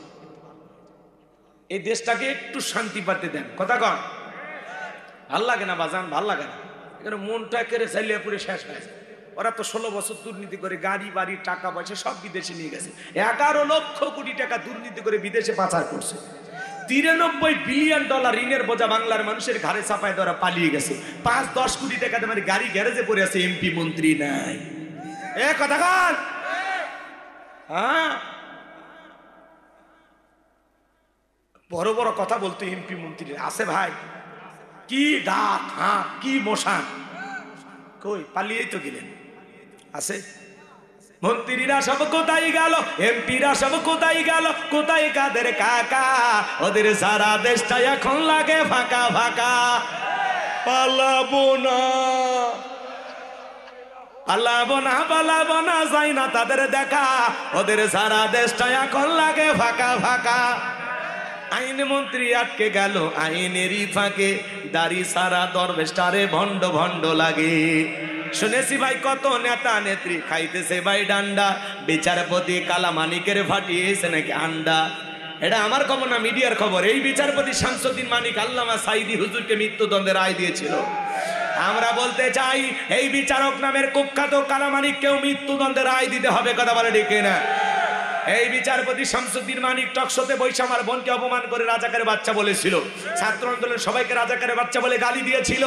আমরা বলতে চাই, এই সেই বিচারপতি মানিক 116 জন আলিমের তালিকা করে দুদকের কাছে জমা দিয়েছিল। আমার মতো গাইবান্দার ভাঙ্গা বক্তা রোল নাম্বার ছিল 23, সিরিয়ালে আমার নাম্বার কত গো? হ্যাঁ, যারা আলেমদের তালিকা করেছিল বিনা তালিকায় কলার পাতায় শুয়ে থাকে। এলাকা পলকের ঝলক গেল, পলকের ঝলক গেল, থামিয়ে নেটের চাকা। ওদের সারা দেশটা এখন লাগে ফাঁকা ফাঁকা। কোথায় গেল সংসদেতে মমতাজের গান? কোথায় গেল হযরত বলা শামীম ওসমান? 70 রাকাত তাহাজ্জুদ পড়তো, বিরাট বড় আল্লাহর ওলি দাবি করতো, 41 সাল পর্যন্ত টিকে থাকার স্বপ্ন দেখেছিল। 24 সালের 5 আগস্টে ভাগ্যে কি আছে আল্লাহর ওলিরা জানতো না। কথা কয় না? মা ইকবালে বলতো খেলা হবে খেলা হবে। আজকে পুরো বাংলাদেশের মাঠ পড়ে আছে, কিন্তু এই খেলোয়াড় রান নাই। কথা কয় না? খেয়া আমার ভাইয়েরা লম্বা করবো না, আমি সংক্ষিপ্ত কথা বলে দিয়ে যায়। নবী মুসা আলাইহিস সালাম নিজ সম্প্রদায়ের পক্ষ নিয়ে ওই পাতি না তাকে মারছে একটা ঘুষি, এক ঘুষি খায় কীর্তি দুনিয়া থেকে ডিলেট। ইন্না লিল্লাহি ওয়া ইন্না ইলাইহি রাজিউন, জায়গাতে খালাস। কথা বুঝলেন না? মার্ডার হয়ে গেছে। নবী মুসার বিরুদ্ধে ফিরাউনের দরবারে হয়ে গেল মার্ডারের মামলা। আল্লাহ ডেকে বলে পয়গাম্বার আর কতদিন থাকবা? এইবার তুমি মাদাইনের দিকে রওনা করো। আল্লাহর পয়গাম্বার নবী মুসা আলাইহিস সালাম আল্লাহ পাকের অর্ডার পায়ে চলে গেলেন মাদাইনের দিকে। মাদাইনের দিকে যাওয়ার পরে আমার ভাইয়েরা ওখানে পানি খাওয়ানোর ঘটনা আপনারা সবাই শুনেছেন, আমি ওই বিষয় নিয়ে আলোচনা করব না। শোয়েব আলাইহিস সালামের 2টা মেয়ের সাথে পরিচয় হয়ে গেল, তাদের মাধ্যমে তাদের বাড়িতে চলে গেল। 2টা মেয়ে যা প্রশংসা করে বলে, আব্বা একটা ছেলে পাওয়া গেছে, দেহে শক্তি আছে এবং ছেলেটা বড় লাজুক। আমরা 2টা বোন কয়েকটা ঘন্টা সময় কাটায় দিলাম, একবারের জন্য আমাদের চেহারার দিকেও তাকাই নাই। বাবা গো, রাখাল হিসেবে আমাদের বাড়িতে ছেলেটাকে রাখতে পারেন। শোয়েব আলাইহিস সালাম রাজি হয়ে গেলেন। নবী মুসা আলাইহিস সালাম রাখাল হিসেবে তার বাড়িতে রাখলেন। 8 থেকে 10 বছর তার বাড়িতে থাকলেন। বড় মেয়ে সফুরের সাথে 8 থেকে 10 বছর থাকার পরে আল্লাহ ডেকে বলে পয়গাম্বার আর কতদিন? শ্বশুর বাড়ি মধুর হাড়ি, এইবার গাট্টি গুটি গোস্তাও স্ত্রীকে সঙ্গে নাও। নবী মুসা আলাইহিস সালাম আল্লাহর অর্ডার পাইয়া বিবিকে সঙ্গে নিয়ে যখন তুর পর্বতে আসলেন, এখানে কিছু ঘটনা আছে আমি বলার সময় পাবো না, ওইদিকে যাব না। ডাইরেক্ট আল্লাহ তাআলা তার পয়গাম্বার নবী মুসা আলাইহিস সালামকে নবুয়ত দান করার পরে জিজ্ঞাসা করলেন, ওয়ামা তিলকা বিয়ামিনিকা ইয়া মুসা। আল্লাহু আকবার। আল্লাহ ডেকে বলেন, পয়গাম্বার মুসা তোমার ডান হাতে ওইটা কি? পয়গাম্বার জবাব দিয়ে বলেন, আল্লাহ ক্বালা হিয়া আসায়া আতাওয়াক্কামু আলাইহা ওয়া আহুশু বিহা আলা গনামি ওয়া লিয়া ফিহা মাআরিবু উখরা।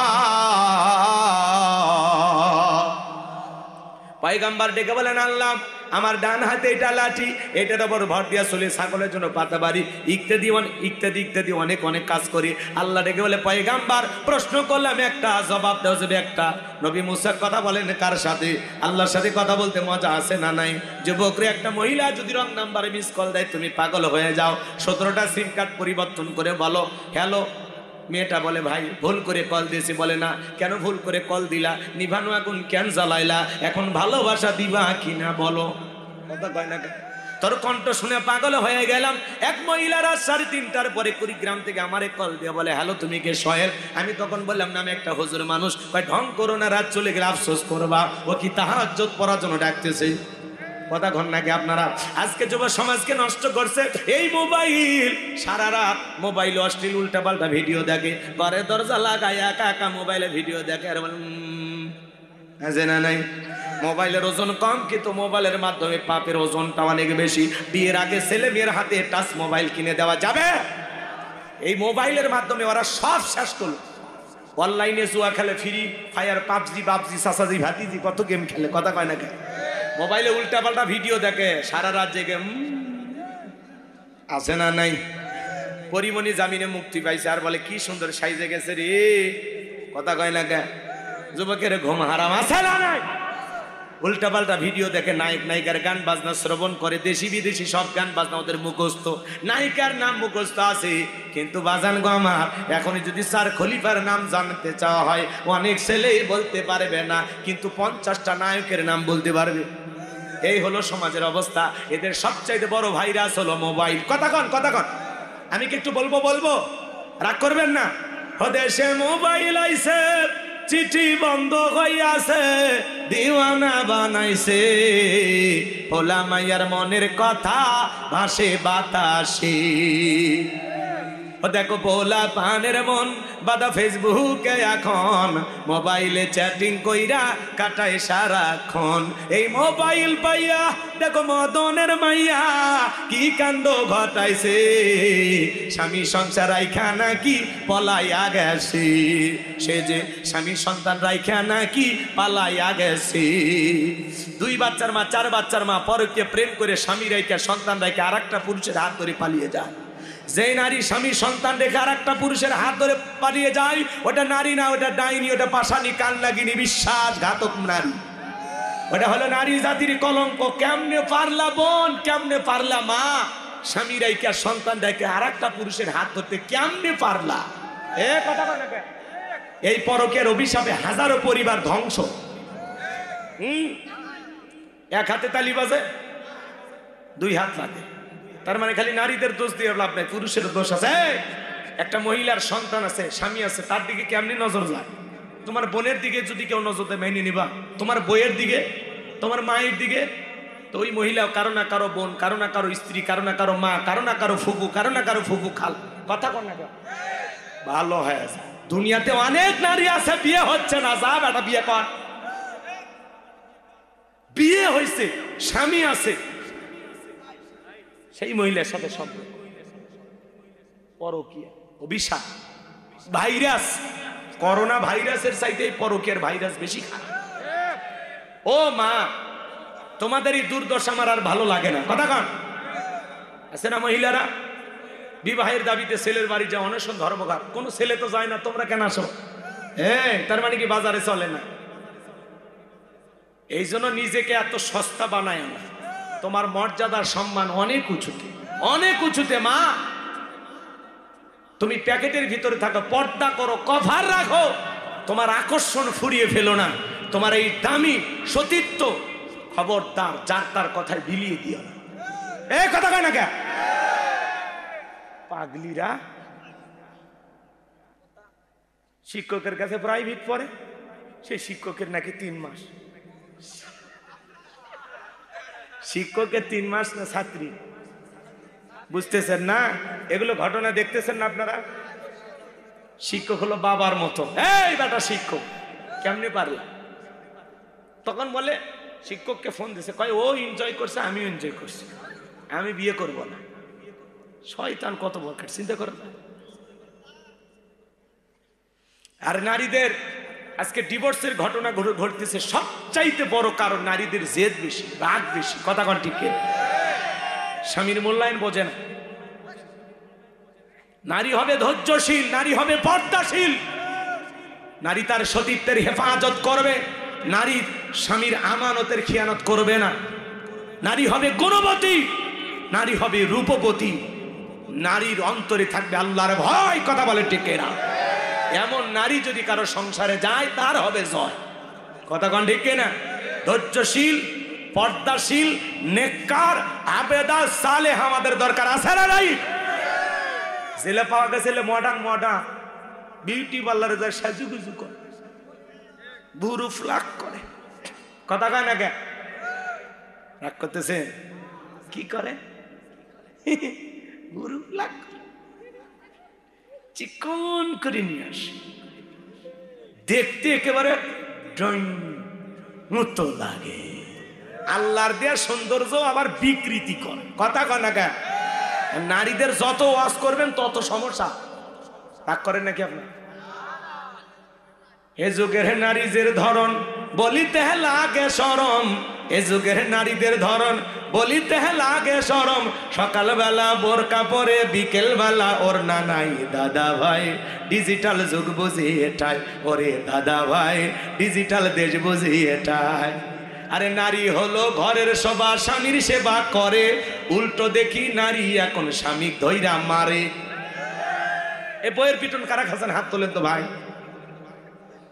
কেউ খাননি আপনারা? যাই হোক বাজান গো আমার, ওই দিকে আর আমি যাবো না, আপনাদেরকে কষ্ট মনের মধ্যে দিতে চাই না। তাহলে যুব সমাজকে নষ্ট করছে মোবাইল, কথা বলে ঠিক কিনা? আল্লাহ নবী মুসা ডেকে বলে, আল্লাহ আমার হাতে এটা লাইটের উপর ভর দিয়ে চলি, ছাগলের জন্য পাতাবাড়ি ইত্যাদি ইত্যাদি অনেক অনেক কাজ করে। আমার আল্লাহ ডেকে বলে, পয়গাম্বার প্রশ্ন করলাম একটা, জবাব দেব একটা, কারণটা কি? নবী মুসা ইচ্ছা করে কথা বাড়িয়েছেন, যাতে যত বেশি কথা বাড়াবেন তত বেশি আল্লাহর কুদরতি জবানের আওয়াজ শুনতে পাবে। সুবহানাল্লাহ বলেন। এইবার আমার আল্লাহ তাআলা ডেকে বলেন, ক্বালা আলকিহা ইয়া মুসা, মুসা রে তোমার হাতের লাঠিটা এবার ফেলে দাও। ফাআলকাহা ফাইযা হিয়া হাইয়াতুন তাসআ, লাঠিটা নিক্ষেপ করা মাত্র হয়ে গেল বিশাল বড় একটা সাপ। মুসা নবী বলে, বাপ রে বাপ, এ যে জাতের সাপ, আমার বংশ করে দিবে সাপ। পয়গম্বর ডরে ভয়ে জোরে দৌড়াইতে লাগলেন। আল্লাহ তাআলা তখন ডেকে বলেন, ক্বালা খুযহা ওয়ালা তাখাফ সানুঈদুহা সিরাতাহাল উলা। ও নবী মুসা ভয় পেও না, আমি আল্লাহ লাঠিকে সাপ বানাইলাম, আবার সাপের দিকে হাত বাড়াও, পূর্বের মতো লাঠি বানায় দেব। বলুন সুবহানাল্লাহ। নবী মুসা ভয়ে ভয়ে যখন সাপটা ধরতে গেছে, আবারও কি হয়ে গেছে? লাঠি। এটা হলো আল্লাহর দেয়া মুজিজা। সুবহানাল্লাহ বল। এরপরে আল্লাহ রাব্বুল আলামিন সুন্দর করে জানিয়ে দিলেন, ওয়াদহুম ইয়াদাকা ইলা জানাহিকা তাখরুজ বাইদা মিন গায়রি সুইন আয়াতান উখরা লিনুরিয়াকা মিন আয়াতিনাল কুবরা। আল্লাহ ডেকে বলে, পয়গাম্বার ডান হাতটা বগলের নিচে ঢোকাও, ওখান থেকে বের করো, কোন দোষ ছাড়াই ধবধবে উজ্জ্বল সাদা চমৎকার দেখাবো। এই যে কুদরতের দুইটা নিদর্শন দান করলাম, দুইটা মুজিজা তোমাকে দান করলাম, এইবার তোমার দায়িত্ব হলো ইযহাব ইলা ফিরআউনা ইন্নাহু তাগা। যাও ফিরাউনের নিকট চলে যাও, ফিরাউন সীমা লঙ্ঘন করেছে। যা বলে, ফিরাউন রে তোর বানানো আইন দিয়ে মিশরে চলবে না, এখন থেকে মিশর পরিচালনা হবে আল্লাহর আইন দিয়া। আলালাহুল খলকু ওয়াল আম, সৃষ্টি যার, আইন চলবে তার। আল্লাহ রাব্বুল আলামিন নবুয়ত দান করে পাঠায়া দিলেন দেশের নিয়া তার কাছে। আল্লাহু আকবার কোন? দাওয়াত দিলে বড়র কাছে আগে যাওয়া লাগবে। শোনেন শোনেন শোনেন, এ ভাই, এ চাচা চাচা, এই যে 12টা বাজতে আর আধা ঘন্টা আসে, এর মধ্যে আলোচনা শেষ হয়েছে, ওটা ভাষা করবেন না। ফিরাউনকে ক্ষমতার চেয়ারে বসাইছি, নামাবো না। ওর ক্ষমতার চেয়ার থেকে নামিয়ে পতন করাইয়া ফাইনাল খেলা খেলে বাড়ি যাবো। দিল লাগে তাকবীর। ওটা ভাষা করেন না, আধা ঘন্টা সময় দেন, মজা পাবেন ইনশাল্লাহ। সামনে যাই, এখন খালি কোরআন আর কোরআন। সুবহানাল্লাহ কও, মজা লাগে না বাবা? এইবার নবী মুসা ডেকে বলে, আল্লাহ আপনি কি ভুলে গেছেন আমি ফিরাউনের দরবারে মার্ডার কেসের আসামি, গেলেই তো ফাঁসি দিয়ে মারবে। আমার আল্লাহ ডেকে বলে, পয়গাম্বার ভয় পাওয়ার কোনো কারণ নাই, আমি আল্লাহ যার সাথে আছি, কোন জালেম ফাঁসি দিয়ে মারতে পারবে না, আগুনে পোড়ায় মারতে পারবে না, পানিতে ডুবায় মারতে পারবে না, হাজারো দিন রিমান্ডে নিয়াও ওরা মুমিনের মুখের হাসি কেড়ে নিতে পারবে না। বলুন আল্লাহু আকবার। আমার ভাইরা চলেন না সামনের দিকে যায়, মুমিনেরা কাঁদবে আল্লাহকে পাওয়ার জন্য। গতকালকে ডক্টর মিজানুর রহমান আজারি ভাই পটুয়াখালীতে মাহফিল করতে গিয়ে বাজান এমন কান্না করেছেন, কাঁদতে কাঁদতে পুরো মুখ চোখের অশ্রুগুলো পড়তেছে। আল্লাহর ভয়ে চোখের পানি ছেড়ে দিয়ে কাঁদলেন আর বলে, আল্লাহ যদি কিয়ামতের ময়দান আমার পাপগুলো ক্ষমা না করে আমি কিভাবে বাঁচবো? কি চমৎকার, কি অসাধারণ আলোচনা করেছেন। তার চোখের পানি দেখে কোটি কোটি ভক্ত কান্না করেছেন। কথা বলে ঢেকে না। একজন দিনের দায়ী কেমন, কতটা বিনয়ী, চোখের পানি অঝরে ঝরতেছেন ডক্টর মিজানুর রহমান আজারি ভাই। ওই যে আপনারা একটা সঙ্গীত শুনছেন না, ওই যে একটা গান ছিল, আপনারা অনেকেই শুনছেন।